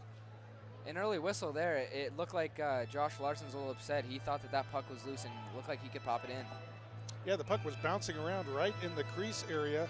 And of course, once the referee loses sight of the puck, he has to blow the whistle, and he did there. Now a Grand Canyon player tried to fall on the puck behind the net, wasn't able to. Arizona digs it out.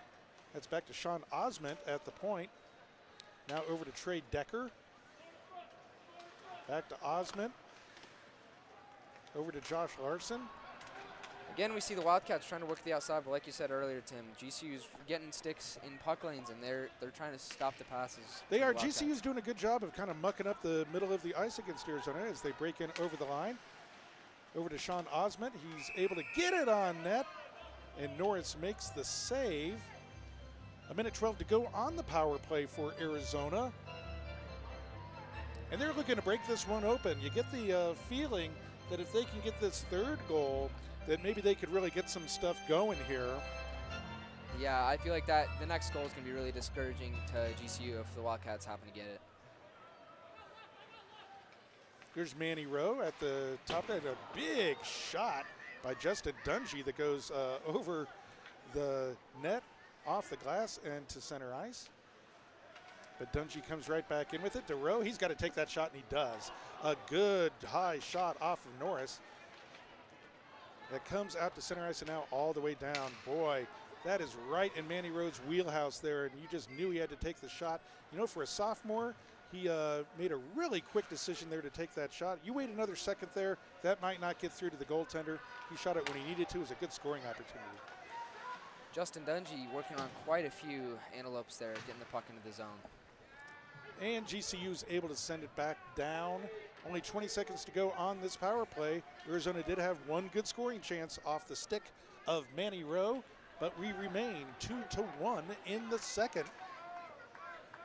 I have to say, Grand Canyon, we were expecting Arizona to get their legs in the second period. Grand Canyon is playing a good, steady game. Yeah, I thought for sure they'd be discouraged by that goal that just occurred, but they're still pushing, they're still working. There's an interesting little stick handle the side of the net. And some stick play going on now between Cusinelli and Trey Green of Grand Canyon. Boy, Green threw a couple two-handed thrusts at Cusinelli, but no harm done, nothing called. No calls there, but it's definitely being an exciting game. Both these teams, they want to win this game, and it's clear. Yeah, things are heating up here. Of course, the closer the score is, the less of that kind of funny stuff will actually develop into anything, and that's good. Neither team wants to give up that man advantage. Yeah, of course. Just like that first penalty that GCU gave up, they don't want any penalties that can be avoided. Face off to the left of Norris. Won briefly by GCU. Jake Dickinson going for the huge hit in the corner there. Cam Armstrong not able to keep it in for the Cats, and it comes back down to the Arizona zone. Dug out by Griffin Dine, though, and sent all the way back down. No icing. Doesn't go far enough anyway, as Sullivan Murphy picks up the puck for Grand Canyon.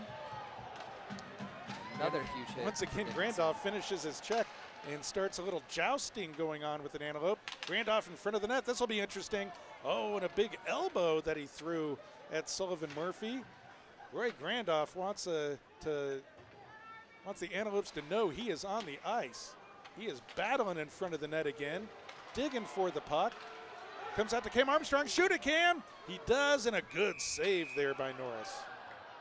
And I believe that was Roy Grandoff on the ice, and they shoot the puck at him. He gets up, and you just knew he was going to get up and find an antelope to dance with, and dance they are. Grandoff was flat on the ice, and a antelope player shot the puck at his back. Yeah, it looks like Grandoff was actually shoved over Michael Norris and tripped up and ended up flat on his stomach. Grandoff is heading to the ice here, and perhaps he deserves a minor here, but I gotta hope that the referee saw enough of this for Arizona to get a power play out of it. But Cody Parker, number 13 for Grand Canyon, goes to the box. Let's see if this is offsetting or not. There was a lot of action going on there. Sometimes you wonder, Jackson, how referees can really gauge exactly what's going on when there's a half dozen guys kind of in there scrumming at each other. Yeah, exactly. And you got to think some of their first thoughts are, we can't let this escalate too far. So they're definitely they're looking all over the place, and so it's got to be a difficult call. But hopefully they made the right one there. Currently looks like it's going to be another 4-on-4 situation, but we'll wait for the call here. Well, so far just a 2-minute up on Arizona. We'll see if they got an extra 2 here. There are 4 players for each team on the ice. Now the other 2 minutes comes up. The referee explaining to the Arizona bench what's going on. Looks like this is going to be offsetting, probably just 2 offsetting roughing. And now Austin Wilson is coming out of the game. And Anthony Shuro is going into the net. This is near the halfway mark of the game. And this doesn't mean anything, Jackson, because head coach Chad Berman told me before the game he was going to split this game between these 2 goaltenders. So this isn't a message to Wilson that he wasn't playing well or that he's being pulled for any other reason. This was the plan going into this game, that a new freshman goaltender, Anthony Shuro, who has really impressed people in camp this year, playing in his first game for Arizona. Coach Berman wanted to give Shuro some time early in the season because he's probably not going to play tomorrow against arch rival Arizona State. So he gets a little bit more than half of a game against Grand Canyon University. So read nothing into Wilson coming off the ice. He gives up just 1 goal in almost a half of a game. As play is back on. And 1 goal this game through Wilson, barely his fault. Not his fault at all. Just slipped between his legs, bounced off of Sean Osmond. So. Yeah, that was a misfortune goal. But it counts against his goals against, just like those other ones that could have gone in that didn't account for him. It all evens out, you gotta hope, in the end. Wilson just giving up 1 goal, and Arizona has a 1-goal lead as we're almost halfway through this game. It's Arizona 2, Grand Canyon 1. Grand Canyon really reminded me a lot of the Division II team from Northern Arizona that usually comes here and plays at least once a year. Scrappy, very well coached, really have their head in the game. Maybe don't have the size and skill of Arizona, but don't tell them that. They're playing a good game of hockey. Yeah, that might be our call, but they seem to think otherwise. They're definitely trying to work and make the Wildcats work for sure. Yes, absolutely right. As we go for a change here, we're now right near the 10-minute mark of the second period. Arizona with a 1-goal lead. As Orion Olsen comes in over the line, still with the puck. Throws it down deep. They attempt to throw it wide to Cusinelli. But Trey Decker still has the puck. Back to Olsen. He sends a long shot. Good idea. Deflects into the corner. Now Cat's taken down, but no call. Grand Canyon breaks out. And now a Grand Canyon player's taken down. No call. Probably good, the idea that neither one of those were called. Probably no harm, no foul. As the Cats break back down the ice. It's Trey Decker with the shot, or with the puck. Leaves it off for Cat, for Manny Rowe, who sends it wide. Digging for it in the near side boards. It's Rowe. Rowe comes away with it, takes a shove. And here we see GCU starting to put on the body, something they weren't doing as much in the first period. They absolutely are trying to take that physical challenge that Arizona has given to them. Plumhoff with the puck. Grandoff, look, and Grandoff is a little bit of a headhunter here in the second period as he makes another hit. Yeah, that's 2 hits in about 10 seconds out of being on the box, so he's ready to play right now. The Antelopes certainly have Roy Grandoff's attention as Churro makes his first save, comes in, and both teams trying to get into each other's heads. There's always a little extra scrum after every whistle here tonight, so both these teams want this game right now.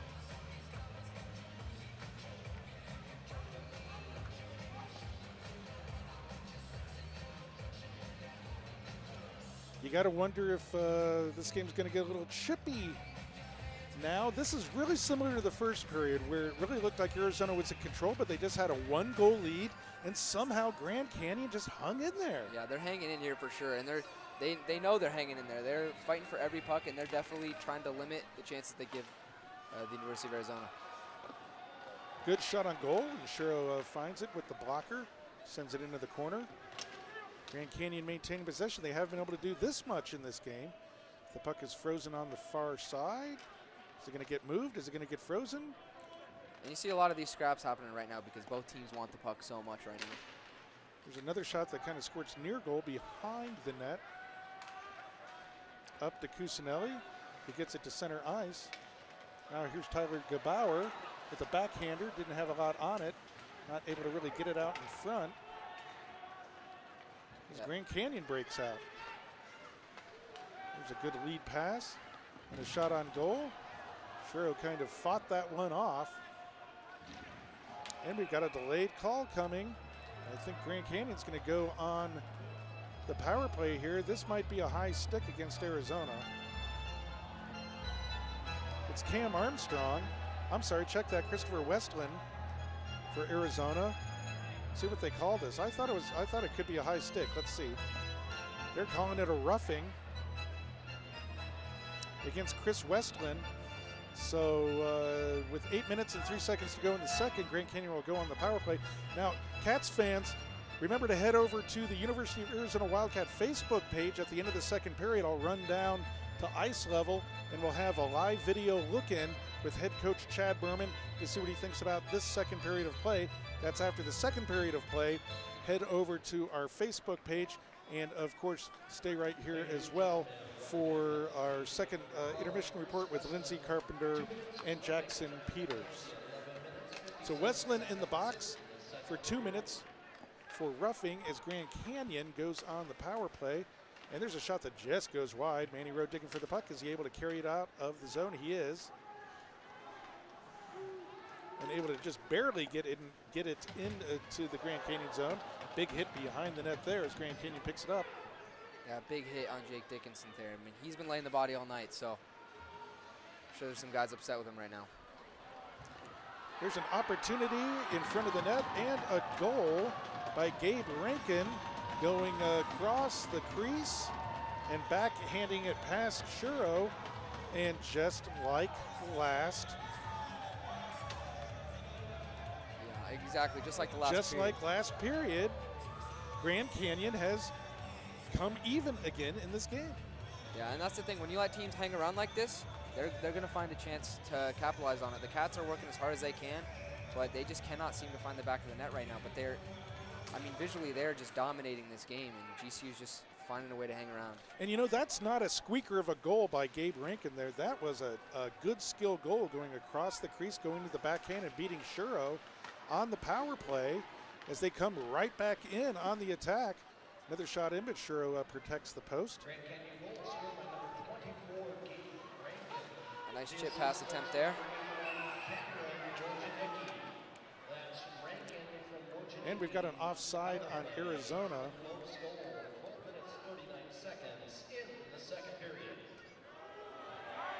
I love the Arizona crowd. Who cares? They announced the opposing goal. Well, Grand Canyon cares. It's 2-2 in what should not be a close game here, Jackson. But don't tell the Division II Grand Canyon Antelope that. They're playing a good game and have a deserved 2-2 tie with Arizona. Yeah, absolutely. They came out ready to work. So the first period, they seemed like they were a little overwhelmed almost by the speed of the Cats, and they came out the second really ready to, kind of return some of the body checking, the speed that Wildcats are putting out right now. Puck squirts in on Shuro. He leaves it there for Sean Osment, who sends it up the near boards. Out to center ice. Attempt to thread the needle there with the pass. GCU doing a good job again of being in the passing lanes. Osment with the puck.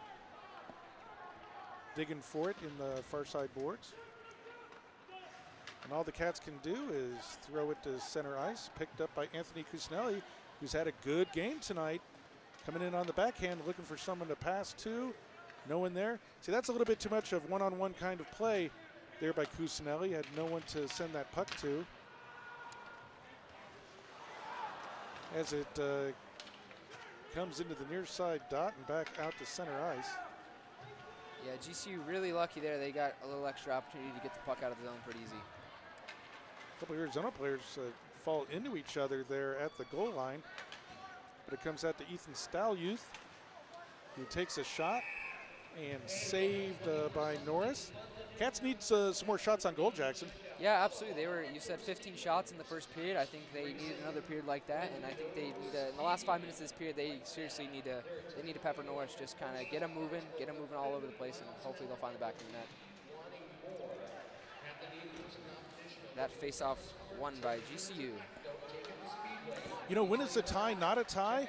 When one team feels a lot of energy and excitement from that, while the other one feels disappointed in it. So Grand Canyon now, once again, with the psychological advantage, they feel great being here in Tucson, 2-2 against Arizona, as the Cats can't keep the puck in their own zone. Regroup at center ice and just send it in and dig for it, but they're going to go for a change here. Grand Canyon able to get to center ice and now into the Arizona zone.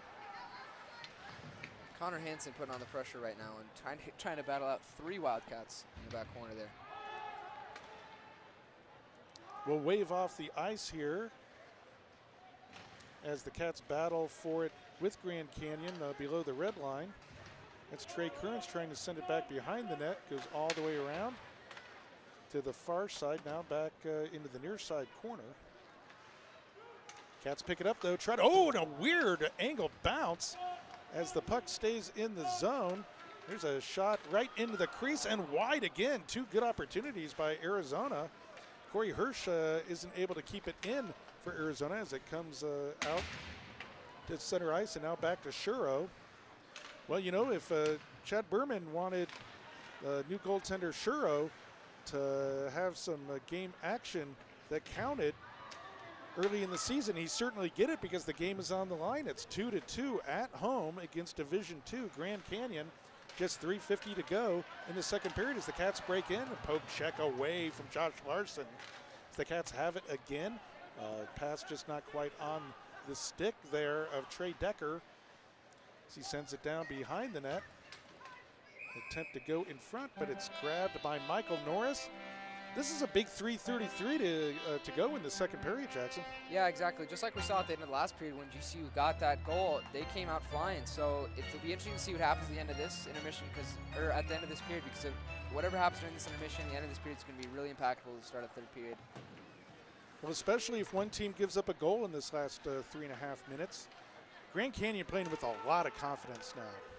Yeah, you can see them taking a little extra risks here and there that have been paying off a little bit.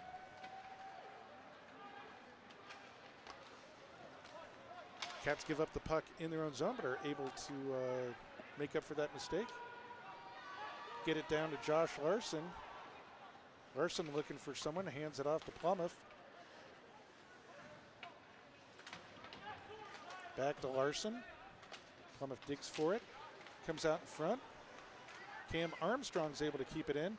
There's a shot from the other point that squirts wide. Two Wildcats battling for the net there. Definitely trying to get. And here's going to be a power play. Here comes a power play for Arizona. That's going to be a hold on Trey Green of Grand Canyon. He had to hold a Wildcat. He was going to break free with the puck. Trey Green feels the shame. He feels very shameful right now. But again, he did not do it, so. He goes to the box. He feels the shame. And then he is free. But not for 2 minutes. 2 minutes to go. 2 minutes gives the Wildcats a good opportunity to go into the locker room with a goal. There's a shot wide. 2:38 to go in the second period. Arizona on the power play, tied 2-2 with Grand Canyon. Manny Rowe at the top of the slot with the puck. And we've seen what Manny Rowe can do on the power play, so they're definitely going to try and. They got to set him up. He's looking to distribute the puck. There's really no shooting lane there.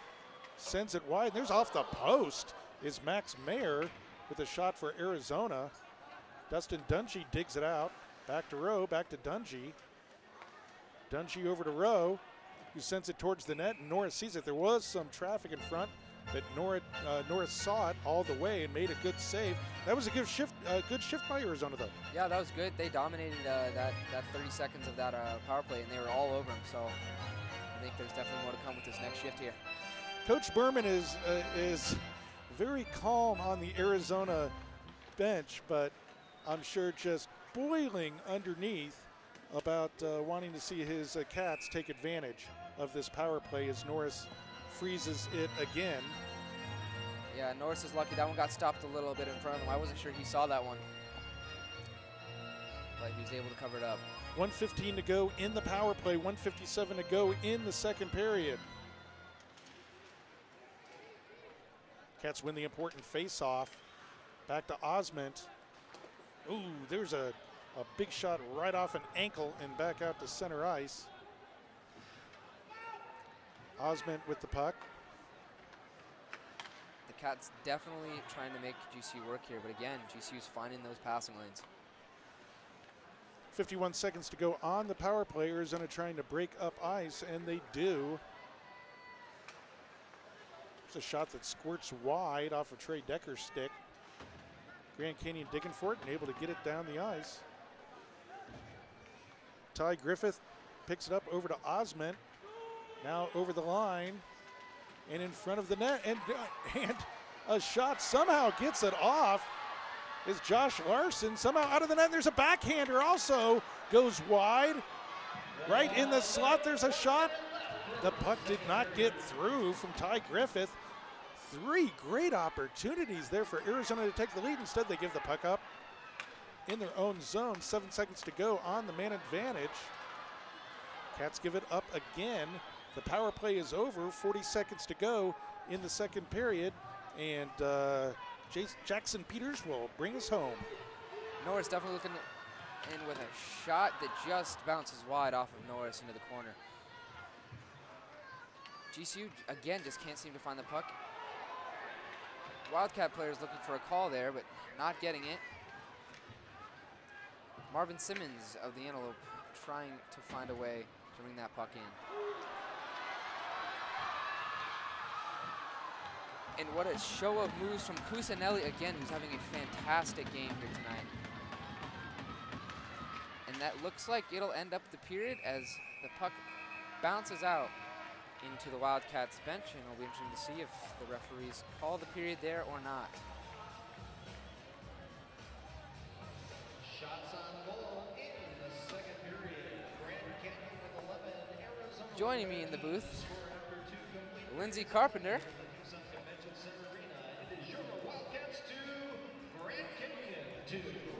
Ladies and gentlemen, don't forget. So at the end of 2, it is again tied. GCU 2, University of Arizona 2. A great showing by both teams. They're definitely putting in a lot of work, really fighting for every puck that they can. GCU, a Division II team here tonight, definitely finding a way to hang in, which is something if they just weren't doing in the first period. They've definitely come out, try to return the body that University of Arizona was giving them in the first period. So it'll be interesting to see what happens in the intermission here and how both teams come out in the third period.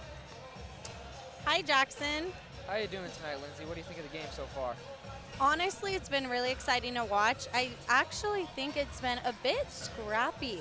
I haven't seen our players ever be that scrappy, but I know GCU has been kind of shoving us around, and there's been a lot of penalties, more than usual this game, so I'm not sure how Berman's feeling about that, but what are you thinking of the game so far? Yeah, I definitely agree with the chippy aspect. It wasn't as present in the first period. It almost seemed like U of A was just the only one putting on the body, but GCU came out in the second period ready to return the fire, so it's definitely been a chippy game, and I don't think that's going to change until the conclusion of the game. Yeah, I think I think both teams are kind of neck and neck, and I know some of the new players, they look really good out there. Berman's been putting a lot of the rookies out there, and they're looking really good. So I think it's going to be an exciting game, and hopefully U of A comes out with a win. Yeah, and you did mention something. There's a lot of new players on this University of Arizona roster tonight, and it is very interesting to see, how they adjust to this type of hockey and how they work with each other. And it's, for a lot of them, it's their first college hockey game, so it's interesting to see how they work here. I know they were so excited. I was talking to a few of the new guys before the game, and they were just saying how excited they are. And even the guys that aren't playing were so excited to see just how U of A hockey works and just a first college game, like being a part of a team. So I know it's been exciting for them, and to mention, this is our first time ever playing GCU, and they're only a second-year team. So it's definitely new, but I'm liking, it's a little scrappy, but I'm liking how we're neck and neck. It makes for a good game for the crowd. Yeah, it's definitely an exciting game to watch. It's great to see both these teams working neck and neck, and it's really great to see, a Division II team coming up, playing to a team that, is literally a league above them. So it's, they have something to prove, especially after last weekend getting swept by the Arizona Sun Devils in both games. Right, and I'm really excited for the game tomorrow because it's against our rival, and it's just such an intense game, and there's so many more people here. There's actually a good amount of people here in the stands tonight, but tomorrow it's going to be unreal, and there's just going to be a lot of tension because ASU is our rival, and one of the last games we played last season was to ensure our spot in nationals, which we unfortunately didn't get, but we were super close, and we beat ASU in a double overtime. It was one of the best games I've ever seen for this organization.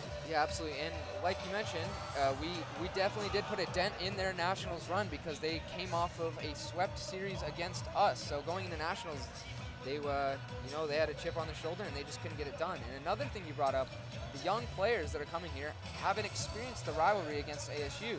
So it'll be really interesting to see how they take that on, how they play, and how they adapt to that atmosphere that'll be here tomorrow with all the fans and such. So it'll be really interesting.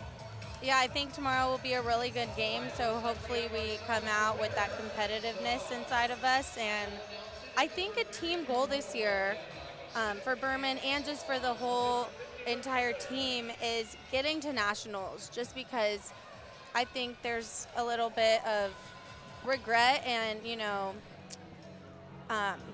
I think the team really just wants to get a nationals this year because we're literally right there at the cusp and we almost made it, and it was such a disappointment for everybody, all the fans, I'm sure, but I think that is a huge team goal this year, and I feel like our team is playing really well together with the 15 new rookies, and I just wanted to talk about them a little bit. So we have one new defenseman out of all of them, out of 15, and then we have added 2 new goalies to the lineup and 15 forwards. So offensively, we're looking really good. And we have players from all over the country, here in Arizona, some from California, some from Florida, Virginia, Illinois, New Jersey, and Minnesota. So just kind of all over. So it's really exciting to see all these new guys and how eager they are for the season. Yeah, it's great, and I think it'll be really interesting to see going forward, especially with 12 new forwards on the roster. That gives them all a huge chance to be creative, because usually on teams like this, there are returning players that have a system they like to play, but now all 12 of those guys, they can figure out their own kind of style, how they work better with each other, and kind of how they want to play. So it's, and this being the first game, they're still working it out, and I can't wait to see down the stretch how they adapt and how they evolve to each other's preferences, their skills, their weaknesses. It'll be really exciting to watch. And I wanted to talk about Orion Olson, our new captain. How do you think he's doing out there? Do you see him kind of implementing any leadership skills? Yeah, absolutely. He's definitely putting in all the work, and that's something I look for in a leader, is how he plays, not only how he talks to the team, but he's working, he's going after every puck, he's laying the body, and he's trying to get something done out here. And when he goes back to the bench, he's talking to the guys, he's trying to get something to happen here tonight. And I know that Berman had a few nice thoughts to say about Olson. He was saying that he represents everything we want as a leader of our culture, and he's always on time, treats people with great respect, and lays it on the line every night for his teammates. I have never received a mediocre effort from Orion. I know what to expect from him every day. It's the right team and the right time for him to take the lead, and I'm excited to see where he can push this group. And I really do think that it's been showing on the ice. He leads by example. He's putting in all the work. He's really being a really good teammate and playing for the guy next to him. So I think it's been looking really well, and I actually interviewed him yesterday, and he is really excited for all the new guys. Like we said, 15 new guys, which is really notable to count, and he's really excited for the fresh skates on the ice, and he said the team is really gelling well together with, the new season and people graduating last year and whatnot, and he just said that everyone's really gelling well together and they're all, bonding as a team. So I asked him his approach for how he's going to treat the team as a captain, and he said he's just going to keep doing what he's been doing the past 3 years and be a friend to all the guys and give them advice, all the new guys, and he's going to lead by example, which what he has been doing tonight, and just keep being a positive role model for all the new guys and just all the team in general. So I think it's just been looking really well. Yeah, absolutely. Orion's definitely, he's what the University of Arizona hockey is, and he represents it well. So it'll be interesting to see how he carries the team throughout the year and how, what changes he'll make in the room, the ones we won't see that'll affect how the boys come out here on the ice.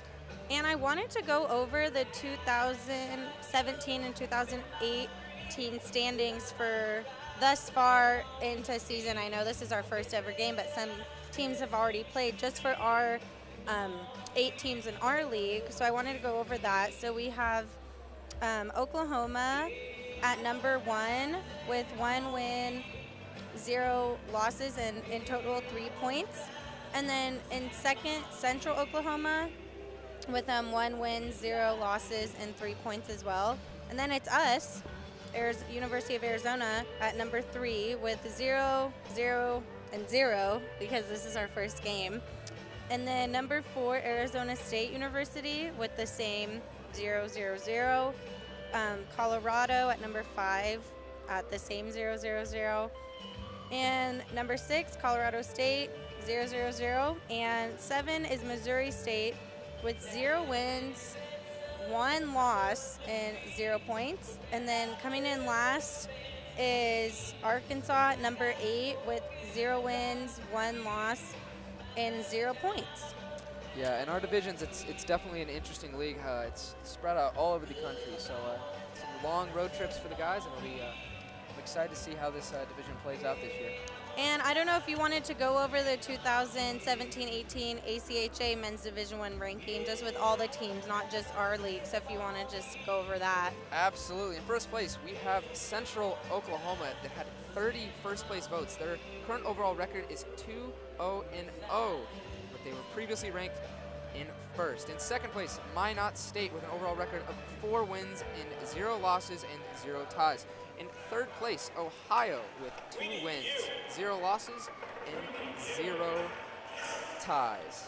In fourth place, Adrian with 2 wins as well, 0 losses, 0 ties. Iowa State remaining in the same 5th place position with 2 wins, 0 losses, and 0 ties.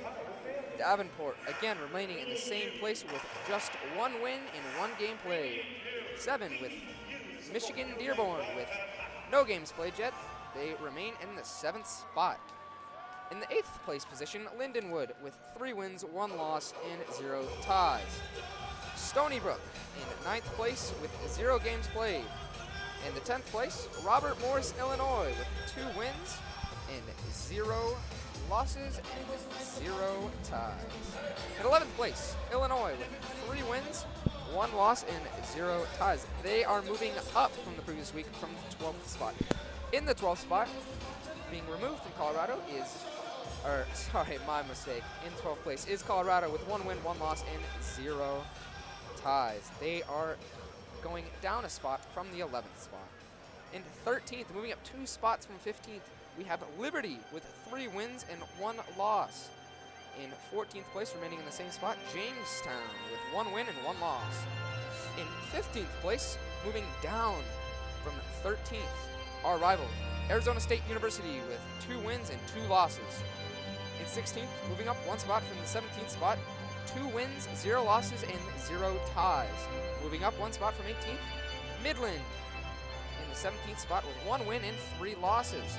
In 18th place, moving up from 21st place, Nevada, Las Vegas with 3 wins and 1 loss. In 19th place, your very own University of Arizona Wildcats, remaining in the same spot. In 20th place, Oklahoma with 4 losses, moving down 4 spots from 16th place.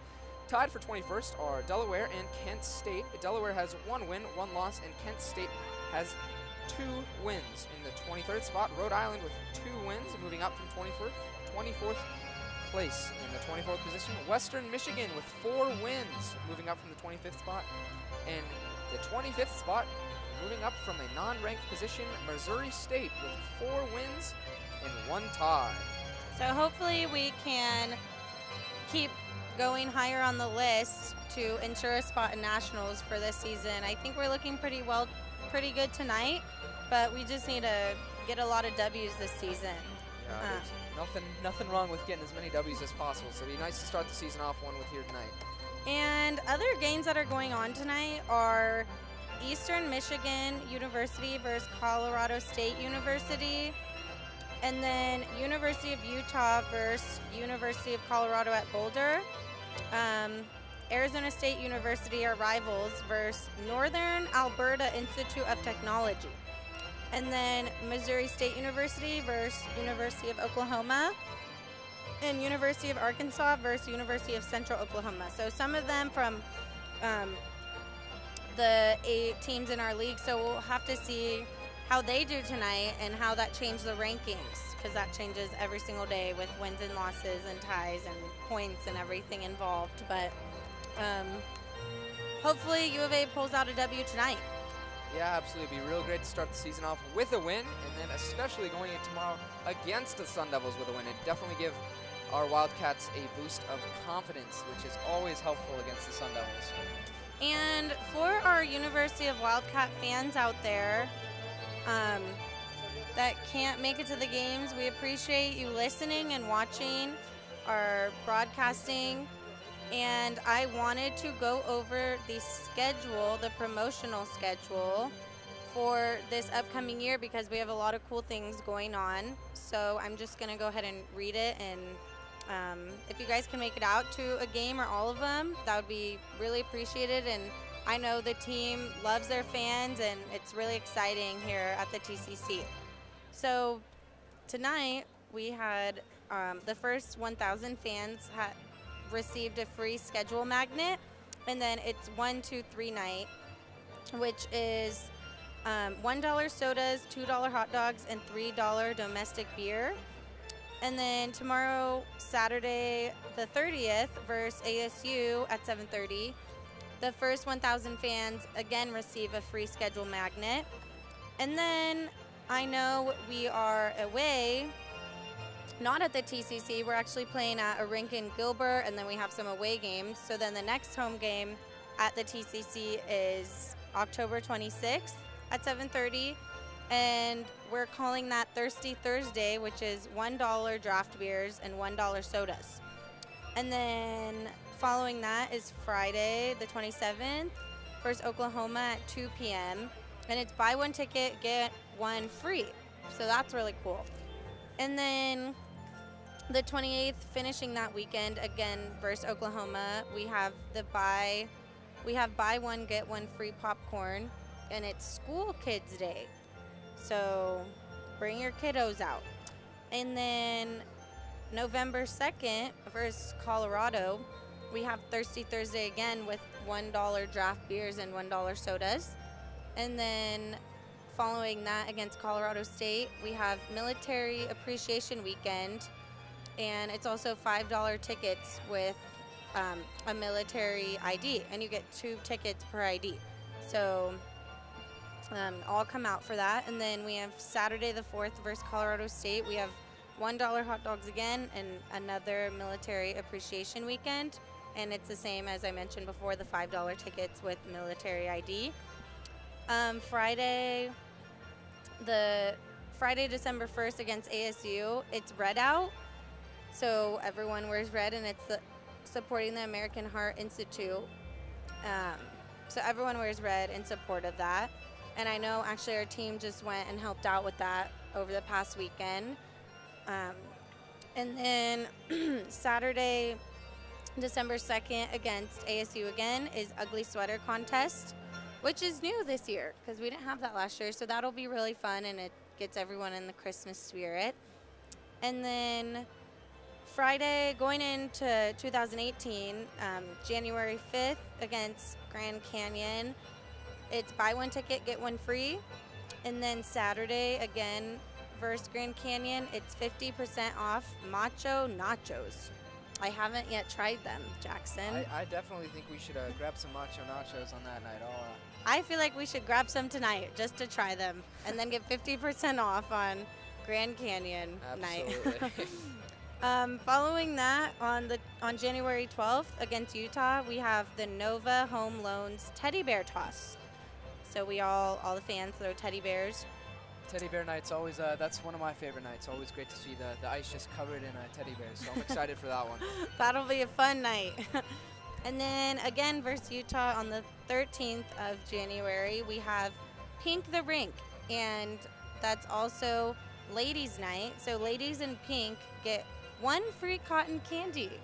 I like the pink theme, and that's for our breast cancer awareness, so that's a really important game and a really emotional night I remember from last season. And then Friday the 19th, we have First Responders Night, so $5 tickets with IDs. Then Saturday the 20th, we have Pucks and Paws, so bring your puppies out and bring them to the games. And we also have $1 hot dogs. All right, so that kind of wraps up the promotional schedule. And we have less than 1 minute until the third period, so I'm going to go ahead and hand it off to Timothy Gasson. Thank you.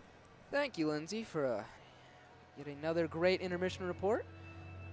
So here we are, 45 seconds left until the players take the ice again for the third and final period of tonight's game. The game is tied 2 goals for Arizona and 2 goals for Grand Canyon University. It'll be a great show of how both these teams want to work hard and win this game tonight. Rejoining me in the booth, the voice of Arizona Wildcat Hockey, Tim Gasson. See, Jackson, you made that happen once again. See, it's the magic here. I just feel it in the air tonight. It's just you said it, and like poof, like a genie out of the Arizona hockey bottle. I was there. As we get ready for this third period of play, it was interesting talking. You know, I did the Facebook Live update with Coach Berman. He was echoing what we were saying, Jackson, that Arizona was dominating this game, but not on the scoreboard. And Arizona had to do the things that successful hockey teams do. They had to get to the puck to the net, and they had to show they're the better team. They haven't done that consistently yet. 2-1 goal leads, but now we're tied at 2 at the end of 2 as Grand Canyon takes the ice. Yeah, absolutely. It's definitely interesting to see that, you know, the coaches do know that the University of Arizona is dominating this game. Unfortunately, not on the scoreboard. So what they're going to try to do is definitely come out and take it on the scoreboard as well, because we all know that they're going to come out working hard to win this game. So hopefully for the Wildcats, they're going to keep fighting, and hopefully in the minds of the Grand Canyon University players, they're going to keep hanging in there and fighting off the Wildcat offensive, which has been in their zone almost the entire night. So shots on goal for the second period, 19 for Arizona, 11 for Grand Canyon, making that 34 so far for Arizona and only 20 for Grand Canyon, but it's that number on the scoreboard is the one that counts the most, and that's 2 for Arizona and 2 for Grand Canyon University. The Antelopes hanging tough. There's no excuses now for Arizona in this third period. If they are the better team, they have to show it right now. Yeah, exactly. This is where it is. It's the last period. It's tied. There's one period to decide. Win this period, and you win this game, and that goes for both teams. So it'll be interesting to see how these teams come out in this face-off right now. Well, you'd have to believe this would be one of the biggest wins for Grand Canyon in the short history of their team if they were able to come to Tucson and win this game. Yeah, especially in their first visit to the Tucson Arena. So it'll be interesting to see. Well, and it's also interesting in that usually it's a 2-game series here at the TCC, but this is just a 1-game series. ASU is here tomorrow night. Arizona State University, the puck drops at 7:30. So Grand Canyon can let it all hang out here in the third period. Yeah, exactly. They have nothing to hold back, so they are going to go 100% here. So the third period is underplay with the puck in the Grand Canyon zone. It comes out in front, but Grand Canyon's able to throw it to center ice and now down the ice. And that will be an icing just 31 seconds into the third period. 2-2 between Arizona and Grand Canyon. Yep, and the University of Arizona Wildcats will get a chance to get a change here and get some fresh legs out there while GCU is going to have to take another face-off in their zone tonight. Boy, it seems like they've taken 100 of them. Chris Westland in on the face-off for the Cats, but lost to Grand Canyon. Comes out to Cam Armstrong. And GCU gets a chance to change here with that puck getting down deep. Sean Osment with the puck. Up to Max Mayer. Now to center ice, but there's a miscue right back into the Arizona zone. An attempt up to Max Mayer. And Westland brings it in behind the goal. He's outmanned there, but the Cats come away with it for just a second. And Grand Canyon tries to skate up ice. That's Nick Maralda with the puck on net. Nick Maralda trying to put the Jets on there at center ice and try and beat some Wildcats, and then he just got to push to the outside and had to throw it to the net. Anthony Shuro makes the easy save and will have a face-off to the right of freshman Anthony Shuro.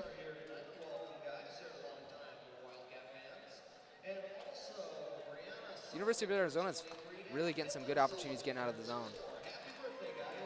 There's a backhand attempt and an empty net goal for Max Mayer. Arizona goal! And that's why they teach kids to drive the net. Every time the puck goes there, Max Mayer was ready for that rebound, and it came right to his stick, pulled it to the side, and put it right in. Norris was not able to corral that puck. It fell down at his feet, and Max Mayer was able to scoop it up and just throw it into the empty net early in the third period. That's a really important goal. Yeah, and just like you're saying, no goals in the last minute is what you're looking for. No goals in the first minute of the period is the same. So this is definitely going to be effective on GCU's morale as the game goes on. Well, we've said that twice before, haven't we, Jackson? We have. And then the Wildcats kind of went into a malaise and let GCU kind of hang around. Let's see now, with almost an entire period of hockey to play, does Arizona turn on the Jets here? Yeah, I think that they're really going to push here, so we'll see what happens. They definitely need to get more pucks to the net. I'm sure that the coaching staff was talking about that. You know, you can dominate, but if you don't get pucks on the net, it's not going to mean anything. Exactly. And it just...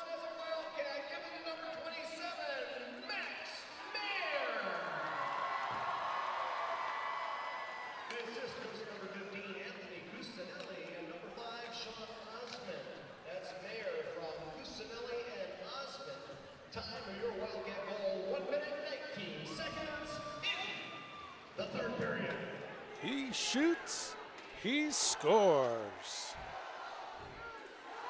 Play back on now is Arizona with the puck, trying to get some speed. Manny Rowe, this is what he does best. Pushes the puck up the ice, puts it on goal wide.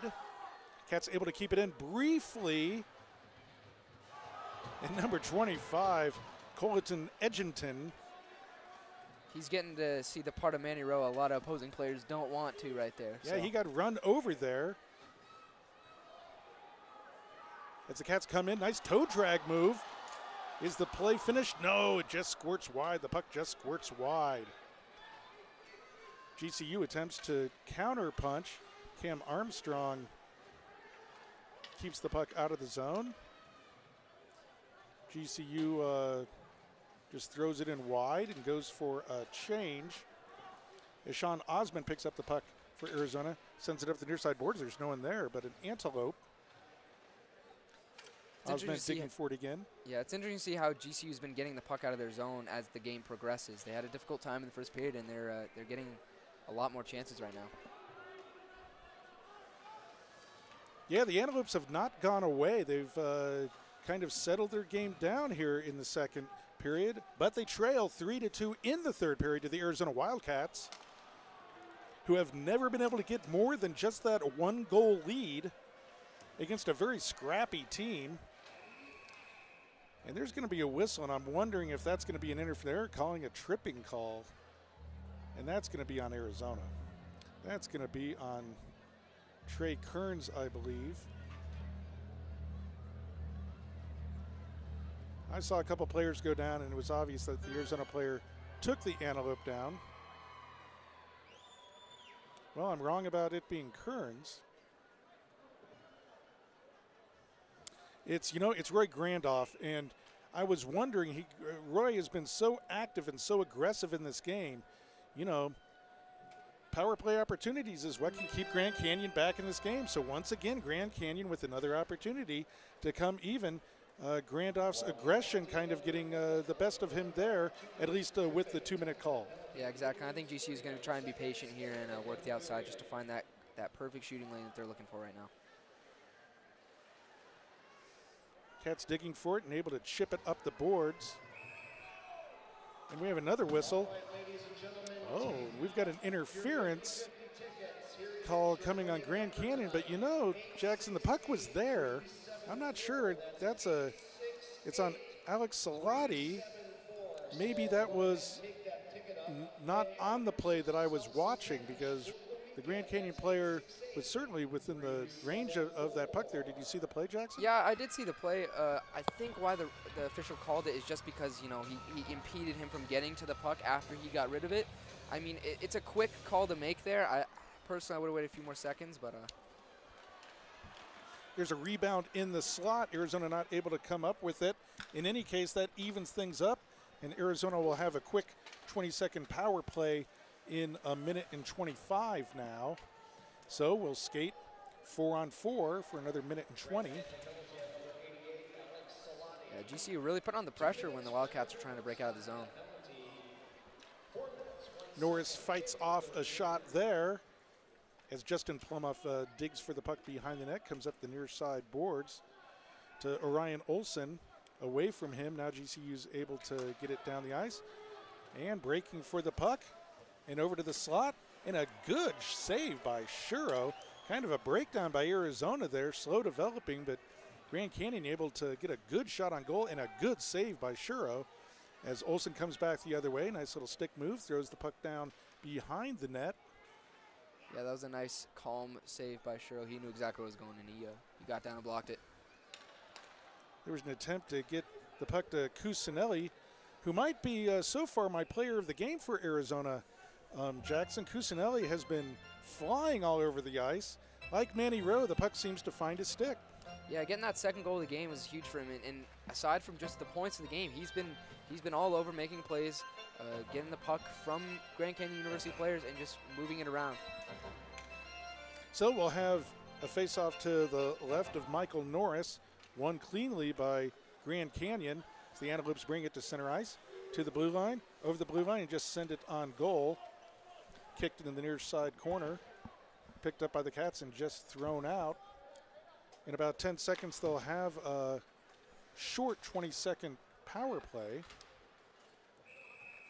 As we have a whistle, I think the puck may have squirted into the bench. Went into the photographer's booth in between the two benches. It's interesting to see how GCU's zone entry has been changing over the course of the game. You know, early on they were throwing it down immediately, and now they're trying to make moves. They're trying to make interesting things happen. So I'm just going to see what happens in the next 15 minutes of the game. And Jackson, am I the only one who's I'm having a hard time not calling them GCU, which is their Grand Canyon University. It's GCU, not GCU. But I have to concentrate about that. I'll get better on it. Yeah. So here's a quick power play for Arizona. 14:10 to go in the third period. Arizona with a 1-goal lead over a very pesky GCU Antelope squad, playing very well here in the big arena in Tucson. Yeah, we knew that they had something to come out and prove tonight, and they're definitely showing it. Arizona with the puck behind the net, trying to find someone in front. No real help. There's a dropped off to Manny Rowe. There's a good set play to the far post, but the puck just goes wide off of Orion Olson's stick. Manny Rowe really showing off his vision of the ice right there. That was a beautiful pass. Found the guy wide open. Check that. That was Chris Westland, 12, not 21. So Arizona picks up the stick. There's Orion Olson kind of hooked like 3 times there without a call, and the puck comes to the net and Shuro freezes it. That was almost a comedy of errors. Yeah, Noah Cassio of Grand Canyon University right there trying to be a real pest on both those Wildcats. Well, this is where the Wildcats really have to show some discipline. They can't take a bad penalty. They can't let someone get under their skin. I think I'd be talking to players like Roy Grandoff right now to keep your head a little bit and be smart about the kind of hits. We're just 1 shot away from another tie game here at home. 13 minutes and 12 seconds to go. 12 seconds to go now in the third period. Arizona nursing a 1-goal lead against the Antelope as they break over the line. Ethan Stalyuth with the puck comes in on net, and back to the Cats in the near side board. Yeah, and Zach, like we were saying, the Wildcats really have to bear down to keep the bad penalties away. Puck comes back to them into the slot. Oh, and it ricochets out. Cam Armstrong can't keep it in the zone. Back to Sean Osment. Up to Griffith. Griffith with the puck now over the blue line. Leaves it out to the point. Clear shot and a good save off of Stalu's stick. The Wildcats really taking their time trying to find the best possible decision to make right now. A lot of clutching and grabbing going on now. The referee's going to have to be very selective about what he calls or chooses not to call as play continues on in the Grand Canyon zone. There's a player who goes face down. No call. We're going to have a whistle now here. I don't think there's any call here. I think this is just for the safety of the player. Oh, and there's a cross check. to the back of Tim Van Tynen from an Arizona player. I don't know what he did, but an Arizona player, they're still yapping. This might turn into a major penalty for power play for Grand Canyon. I don't know what precipitated that, but there were a couple Wildcats who were calling out a Grand Canyon player there. They wanted to drop the gloves and go, and it didn't happen. Instead, Corey Hirsch will go to the box. I don't think this had to do with the injured Grand Canyon player. I think this was away from that, and I think that was just an injury. I don't think there was any kind of altercation that caused that injury. The Grand Canyon player still down on the ice. I think this was away from that. Yeah, I do believe he was away from that. That was just an awkward. He went into the boards awkward, and then on the other opposite side of the ice, it would just got kind of scruffy. So we'll see what happens from that. Well, Tim Van Tynen has absolutely been. And that player that was just injured on that play, now walking off the ice, number 88, Alec Salati. So let's hope he's all right. So Salati goes to the locker room. But Tim Van Tynen has been a pest to Arizona tonight. Very scrappy player, kind of the opposite number of Roy Grandoff for Arizona. They've both been very pesty kind of players for their teams. The kind of players that you love them when they're on your team, and it really drives you crazy when they're on opposing teams. Yeah, exactly. And you know, those are the guys that do get under their skin. And tonight, both those guys are doing what they need to be. They're getting each other, rattled, and they're really getting each other's under skin. So it'll really be interesting to see if they continue that through the last 10 minutes of the game. Play back on as Ryan Olson has the puck, sends it near the net. Well, after that altercation, we just have offsetting minors, so we'll continue to skate. Again, this is the third time these teams will be playing 4-on-4 4 on 4 again, yeah. Oh, there's a bad giveaway from Manny Rowe at the blue line that turns it almost to a chance, but he makes the block on the return. Grand Canyon keeps it in the zone, but here comes a breakaway for Trey Decker. Coming in. He digs, he shoots, he scores! He digs, he shoots, he scores! Trey Decker with a beautiful backhander to put up Arizona 4-2. Trey Decker fills the net. Wow, absolutely undressed Michael Norris there, just making him slip slide all over the place and just backhanding it to the top of the net. That was a beautiful goal. Beautiful goal. That's that old Paul Simon song, slip sliding away. Beautiful move, a deke, a backhander, fills up the net. That's the goal of the night for me, Jackson. Oh, yeah, without a doubt. I mean, Trey Decker, he knew when he was coming down that one was going in. He put on the moves, and it paid off. So the first time the Wildcats are going to lead by more than one goal tonight. Boy, that's the kind of skill goal that Arizona was looking for, to really, really kind of ignite them. A beautiful goal. Yeah.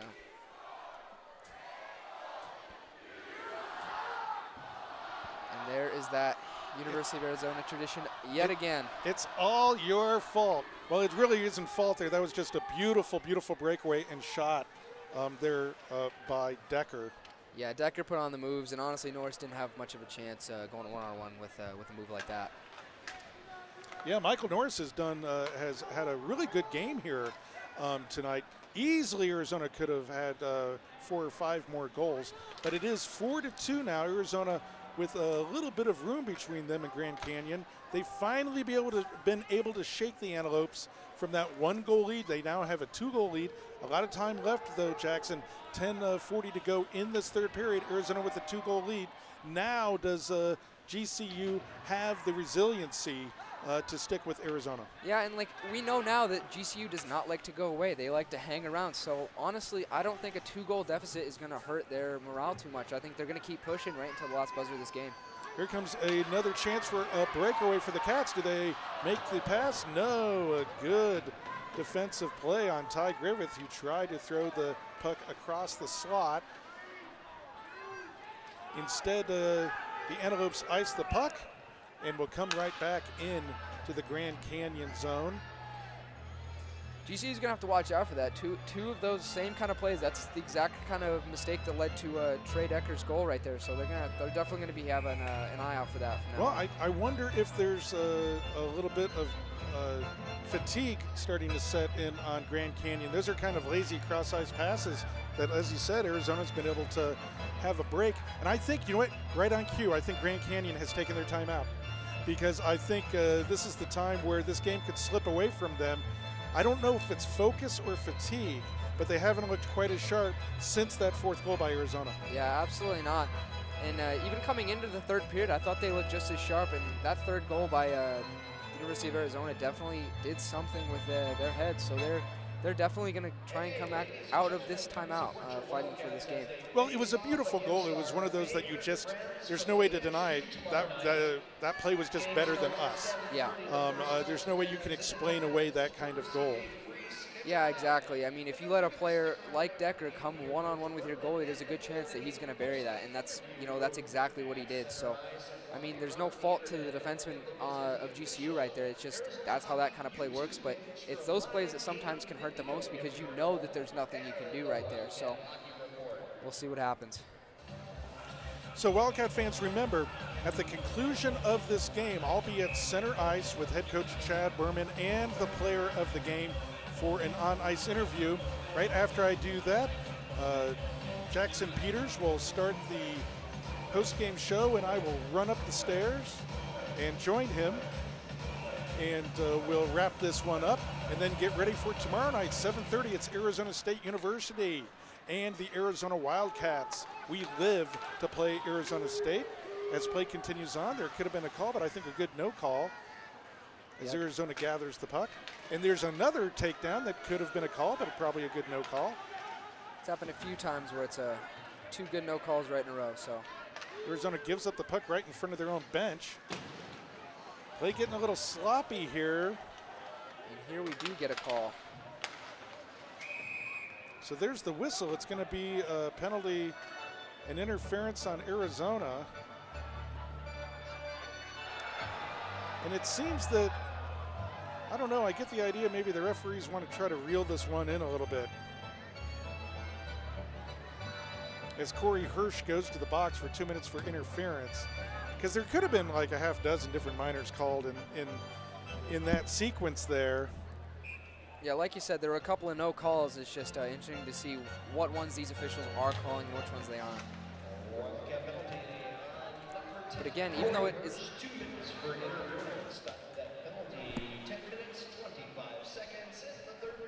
Even with this 2-goal lead, giving GCU an opportunity on the power play with almost 9 minutes left in this game, you know, if GCU decides to capitalize here, it'll be huge for this game for them.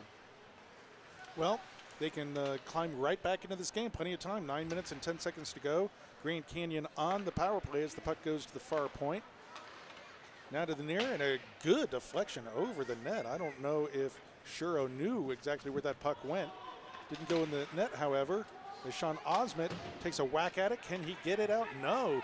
A good save there by Grand Canyon. Leave it in, and it just squirts wide of the net. Good power play here for the Antelope. As Arizona, no, they don't dig it out. Yeah, GCU's been able to keep the puck in the Wildcat zone this power play. Grand Canyon over to Kramer.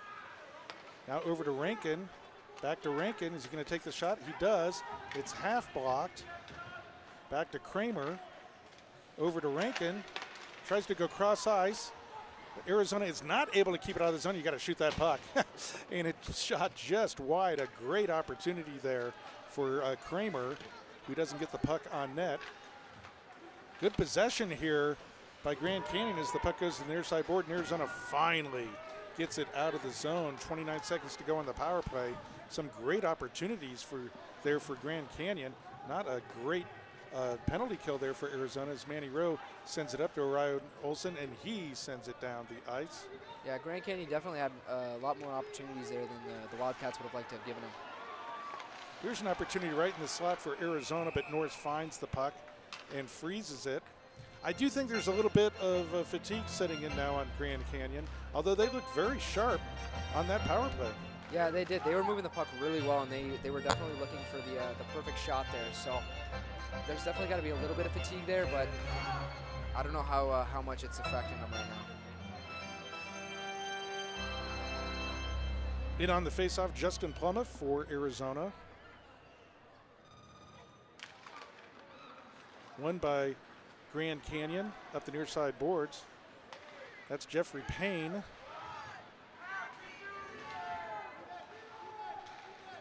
That's Corey Hirsch out of the box. Payne throws it in on Shuro, and he kind of fights it off, and you could hear it kind of slide underneath his pads. Boy, those are the kind that can squirt right through and in. Yeah, and those are the ones that are game changing. You know, that one slips through out between his legs, and it's a 4-3 game with 7.5 minutes left.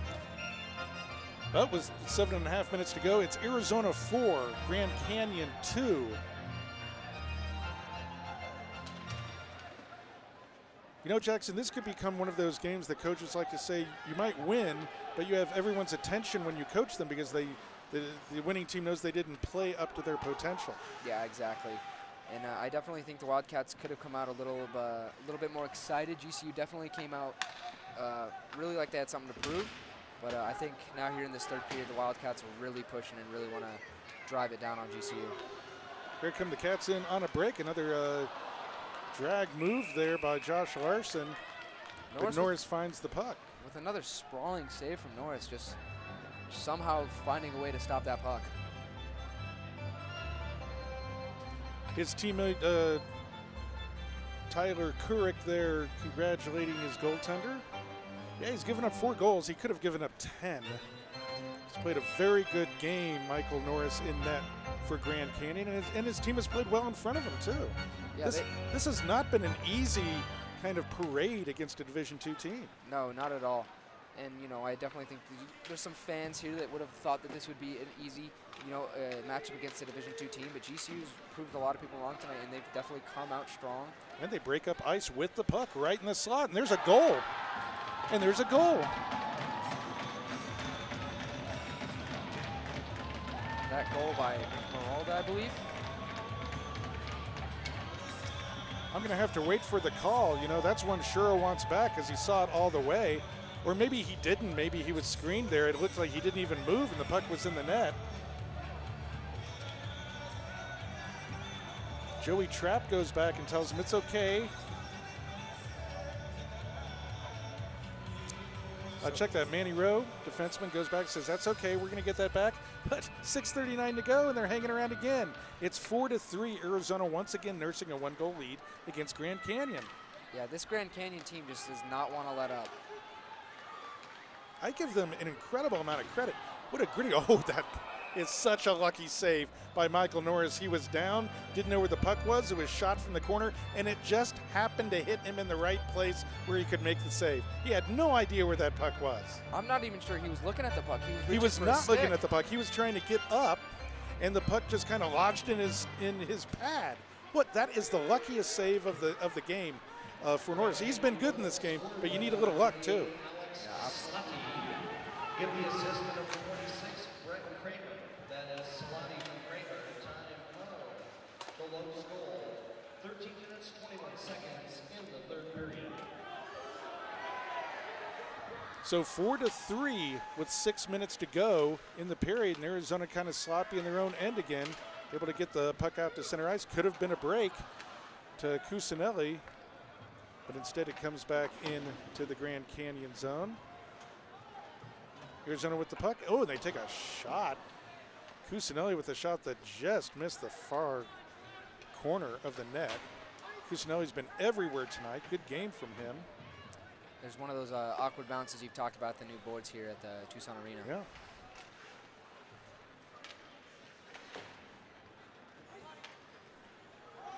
This is going to be an ice and a good opportunity for the Antelope as the puck will come back into the Arizona zone. 5 minutes and 23 seconds to go in the game. Arizona with just a 1-goal lead again.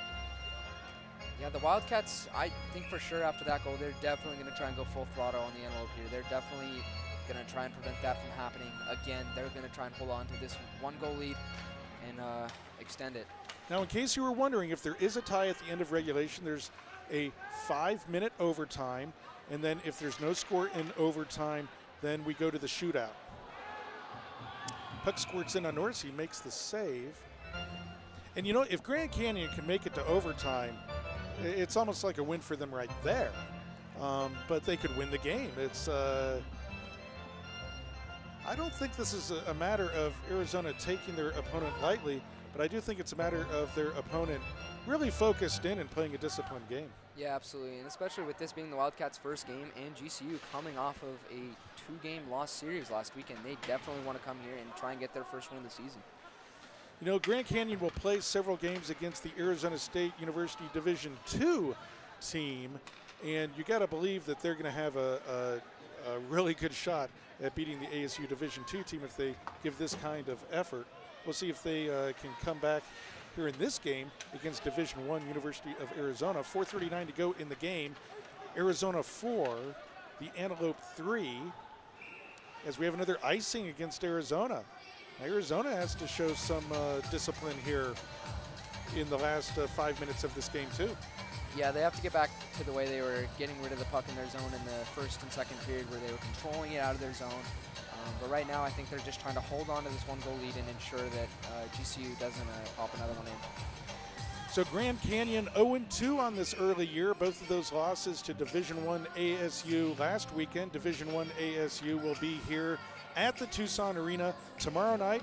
I think Coach Berman has called his timeout now to try to gather the troops together, and indeed he has called his timeout. Yeah, this is definitely a time where Coach Berman's going to, show them how to lock it down right now and hopefully keep GC the outside, put their sticks in lanes and keep them from getting a good shot on. Well, and I think it's as much as anything, coaches use these timeouts as a way to break momentum and try to regather your focus. And, there's the last 5 minutes of the game. You have a 1-goal lead. You need to focus. You need to focus and deliver on what you've been practicing that week. And I think that's why Coach Berman now is going, looking on his marker board right now, talking about a specific move, either in the defensive zone or on the breakout, that he wants his players to look for and execute. So this is a good teachable coaching moment for the Arizona Wildcats. Yeah, absolutely, and it's a great chance to do it. You don't get a lot of great opportunities to teach something like this, so we'll see what happens right here. So remember, Wildcat fans, with about a minute to go, there's a good shot on goal and a good save by Shuro. With about a minute to go, I'll run down to ice level. Jackson Peters will bring us home for the last minute of the game, and we'll have our post-game interview, and then I'll run back up and we'll have our post-game report here on University of Arizona Wildcat Hockey. That's going to happen in 4 minutes and 29 seconds, with Arizona nursing a 1-goal lead late in the third period.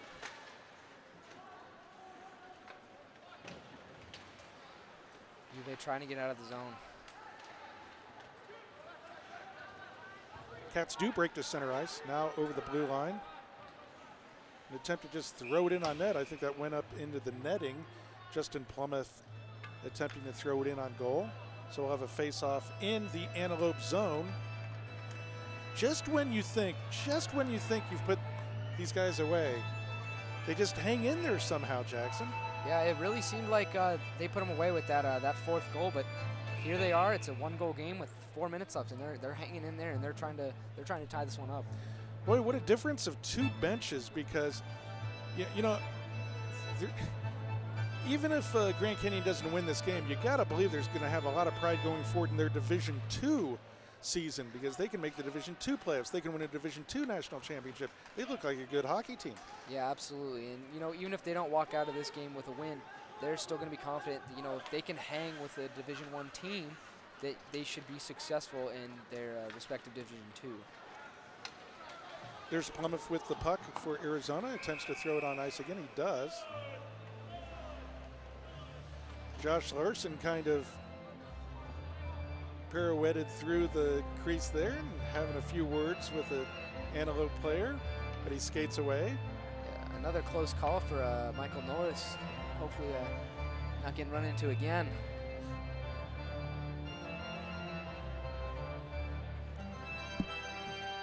Wow, it's great to hear Michael Davis in that Oregon. I just love the old-fashioned hockey Oregon.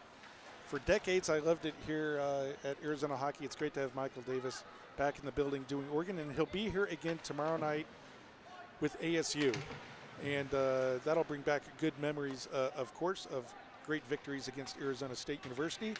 And we'll hope that Arizona can put together a complete game against Arizona State, who has another highly ranked team this year.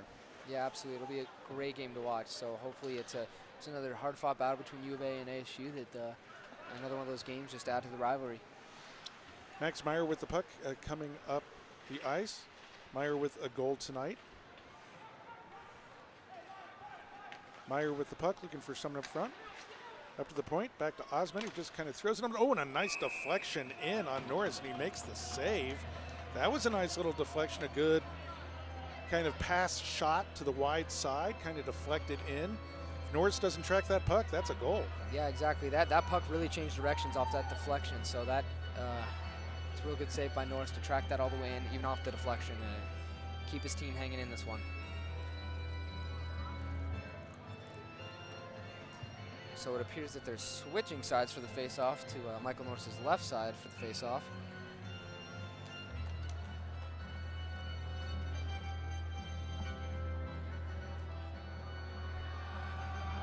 .257 to go in the game. Tyler Griffith in on the face-off for Arizona, won by Arizona. Dungy throws it down. It comes back to the crease and is tipped in on goal, and another good save on Norris, who I think has to be the player of the game for Grand Canyon. A good goaltender. Yeah, absolutely. This could easily, be a 7 or 8 goal game, but he's made some terrific saves, jumping all over the place, really stopping some great chances by the University of Arizona. So he's definitely the player of the game for GCU for me. Well, he's just a sophomore, only 5'8" and 160 pounds from Phoenix, Arizona. Michael Norris playing a very good game for Grand Canyon. Cats win the face-off, keep it in now the zone. Now the clock becomes, and there's a goal, a high shot and a goal. Wow, Arizona Wildcats goal by Justin Dungy. That was another high one that kind of bounced around off the crossbar and in. That was an absolute ripper off the crossbar. He shot that one with power, and it just bounced right off and in. So nothing Michael Norris could have done about that one, Jackson. That was a beautiful goal that kind of pinball. I don't know if it went off the post and the crossbar or just off the crossbar, but wow, a beautiful goal by Justin Dungy. Once again, we've got that 2-goal cushion. We'll wait for the call here. Could Grand Canyon possibly go away now? Arizona Wildcat goal given to number 26, Justin Dungy. This is first number 18, Ethan Stallwood. That's Dungy from Stallwood. So Dungy with the 5th goal for Arizona. 22 seconds. Yeah, he ripped that immediately as he got it.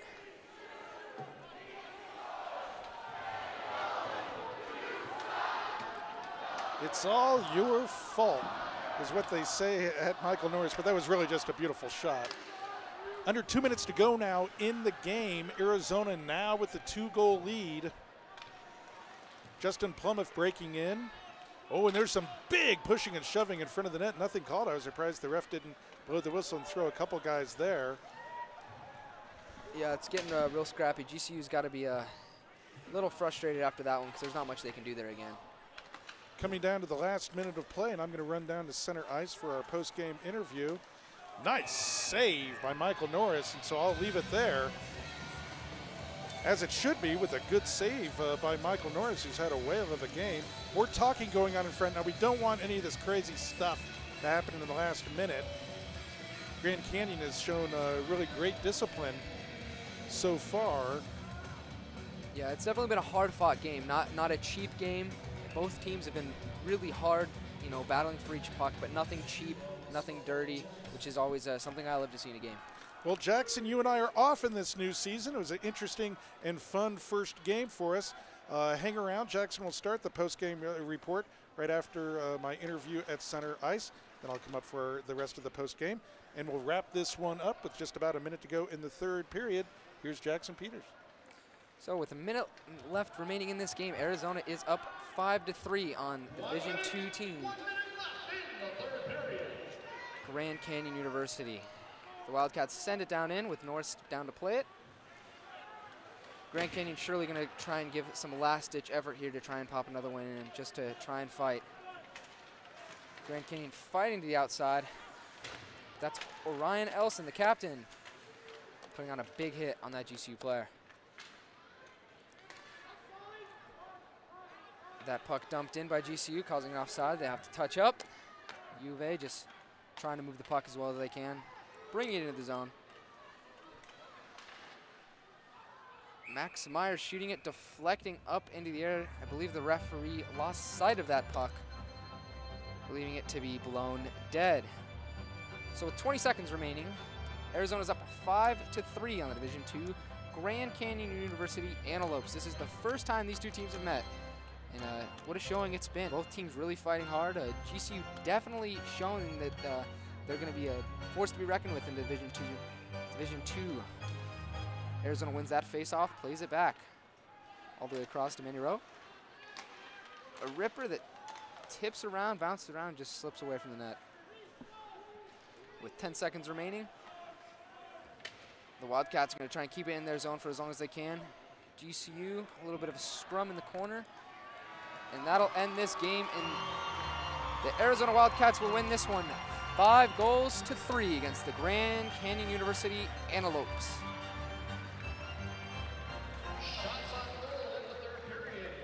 A couple of absolute beautiful goals tonight by the Wildcats, especially that tic-tac-toe from Trey Decker with that backhand. You know, the best goal is a backhand because the goalie doesn't know where it's going, because the player doesn't know where it's going. So just a great showing by the Wildcats in their first game.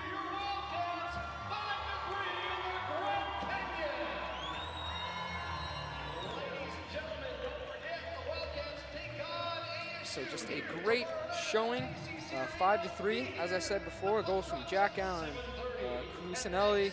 Sorry, Jack Allen was the interview in the game, but Manny Rowe, that first goal, just absolutely ripped it in on the power play. So it was, you know, GCU definitely hung around the whole game.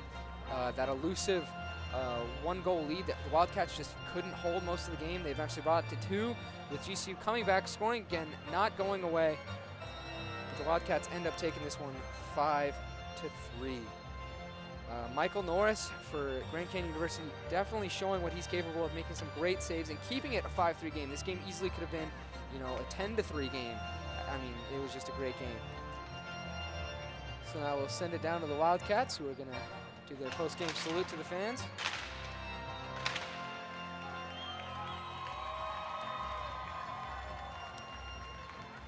So Chad Berman definitely has to be proud of his Wildcats tonight as they take this game, and tomorrow hope to do the same.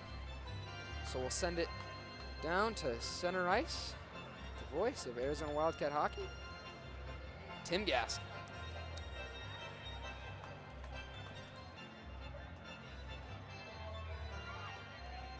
Victory in the first game of the 2017-18 season. I'm with Justin Plymouth, our player of the game. Justin, how much of an advantage was it for Grand Canyon to play 2 games before you having your opening here tonight? Do you think that played into tonight's game? Yeah, I mean, it's a big advantage for the boys. I mean, you get a couple games under their belt, and we're just coming in here first game of the year, only been practicing, and it's definitely a big advantage, but we're ready for tomorrow. Well, now you've played a game and you get ASU tomorrow. What do you expect in that game tomorrow against Arizona's biggest rival? I'm ready for it. It's going to be a gritty game. Probably not a lot of goals, but I'm excited for it. A lot of banging bodies. So, Justin, what is your kind of game? What do you bring to the Wildcat lineup? I'm all about speed. I'm more of a passer. Just kind of getting pucks to the guys in front and hope for the best. Well, congratulations, Justin Plymouth, our player of the game. Thank you very much. Thank you. Now we're going to bring in the head coach of the University of Arizona Wildcats. This is Chad Berman. Coach, a win is a win. We start off the season with a win. Those guys just wouldn't go away, would they? Yeah, give them credit. I thought they fought hard. I thought they're tender. They made a couple of really nice saves, but yeah, they had some shot blocks. They did enough to hang around and to keep fighting. So it was good. It was probably a good contest for our first contest for us to fight through some things. So hopefully we're sharper tomorrow. Now, is this the kind of game that you're happy you won the game, but you have your team's attention because there's lots of stuff that you can go over to get ready for Arizona's biggest rival tomorrow night? Yeah, I think you have to temper your expectations. We've only been on the ice for 2 weeks. It's more the stuff we definitely want to improve that we got on film is we're not playing off the puck fast enough. We're not back checking hard enough. We're not supporting the puck hard enough. So I guess the good news is we can go over that. And tomorrow it's all about who can win the small battles. So, Coach, tomorrow we have a rare opportunity. Usually we play a 2-game series against Arizona State. To start this season on Saturday night, tomorrow night at 7:30 right here at the Tucson Arena, Arizona State in just 1 game to start the season here. Talk about what an opportunity that is for your young Wildcat squad. Well, obviously it's a good opportunity for these guys to kind of get their feet wet with the rivalry here and get a sense of what that's about. And there's no time to tiptoe now. Hopefully we can learn some lessons from this one and get back at them all. So we need the Wildcat Nation right here, 7:30 tomorrow night. It's Arizona and Arizona State. Congratulations on the victory tonight, Mike. Thank you very much. So let's send it back to Jackson Peters in the booth. Head to our YouTube page to see our postgame report, and we'll see you here tomorrow on Arizona Wildcat Hockey. So you heard it from Tim. You're back in the booth with Jackson Peters. You heard Coach Berman talk about how he was happy with his Wildcats, but there's so much more they could have done. Harder on the back check, harder, winning more battles, and that's definitely going to be a key point that they focus on before the game tomorrow against the Sun Devils, which will be the first division game and a huge game at that, being a 1-game series against the Sun Devils, the biggest rivalry of our Wildcats. So Berman's definitely going to be happy with the win, but he's definitely going to have some things to say about what they can improve in tomorrow and how they can work on what they showed tonight. So the first game is out of the way for the Wildcats. They come out of it with a 5-3 win against Grand Canyon University. Back to the player of the game, Justin Plumeth, who had some great things to say. Definitely an excited kid as a sophomore, 6 foot, 180 pounds, who definitely had a great game tonight, making some great plays, just all over the place, really making sure he was shown. So the game ends 5-3, the University of Arizona. An absolute great showing by both teams. Grand Canyon coming in here, with a chip on their shoulder, something to prove because they are a Division II team, and they definitely they handled themselves. They played to the level of the Wildcats, so that's definitely something they can walk out of here proud of. Michael Norris, a great game. On the Wildcats side, Cusinelli, great game from that goal and to make it 2-1 in the second period. That assist coming from Weston, an absolute sniper of a goal to put it in the back of the net. That absolute wonderful deke that Trey Decker put on Michael Norris, giving him almost no chance to save it. It was just, to me, the icing on the cake for, giving the Wildcats the morale they needed to win this game. That final goal, Justin Dudgy from Stahl Youth, the player of the game, just absolutely clapped it into the net off what I believe was the crossbar and the post to seal up this win for the Wildcats.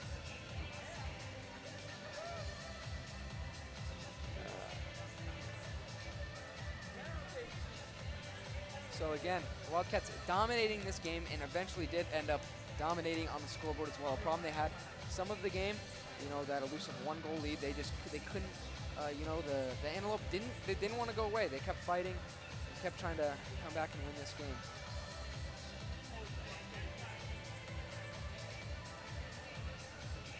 So the Antelope will walk out of here on the season with 0 wins and 3 losses. Definitely something tough, but compared to ASU last weekend, that first game being an 8-3 loss and the second being a 4-2 loss, they're definitely they brought a good showing of what they're going to be capable of as they improve.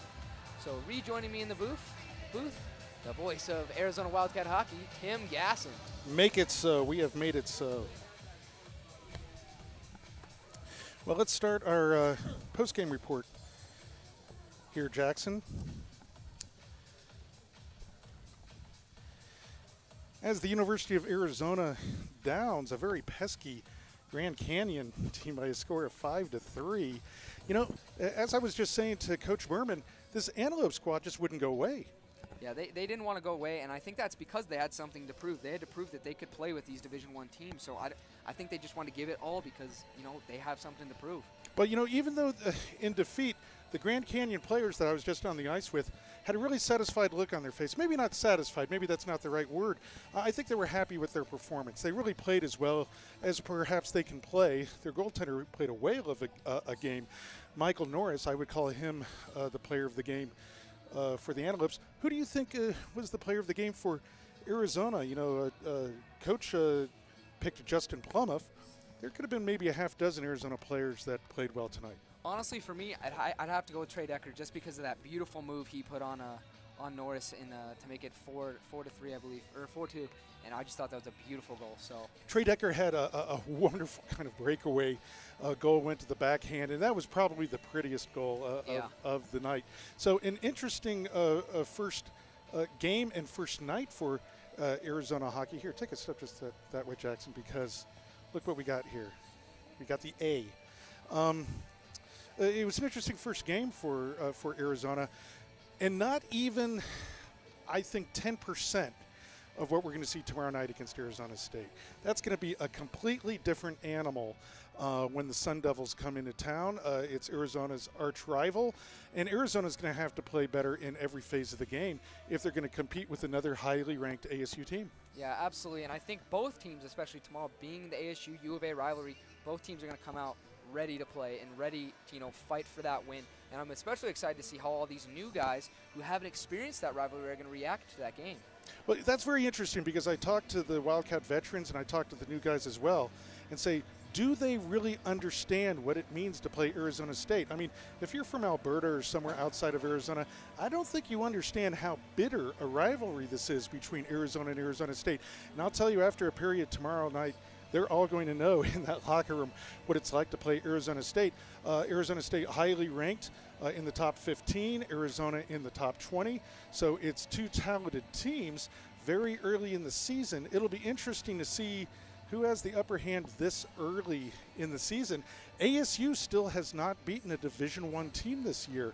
They dropped their first two games of the year against Division I UNLV and then beat Division II Grand Canyon last weekend. So perhaps we don't really know what Arizona State University has either. I think tomorrow night is going to answer a lot of questions. In a quick turnaround, Arizona really better bring its A game. Yeah, just like Coach Brown was saying, they did a lot of things right tonight, but they do need to work on their back checking and winning those races to pucks, because tomorrow that's going to be a whole different ballgame, because that ASU team they're going to want the pucks way more than GCU did tonight, and they're going to be a little more skilled. Being a Division I team and GCU being a Division II team, it's going to be a totally different game, and Arizona's really going to have to work on some things over the next couple hours, and hopefully they figure out how to bring it to the Sun Devils tomorrow. So tomorrow night, the puck drops at 7:30. Our broadcast on YouTube will start about 7:20.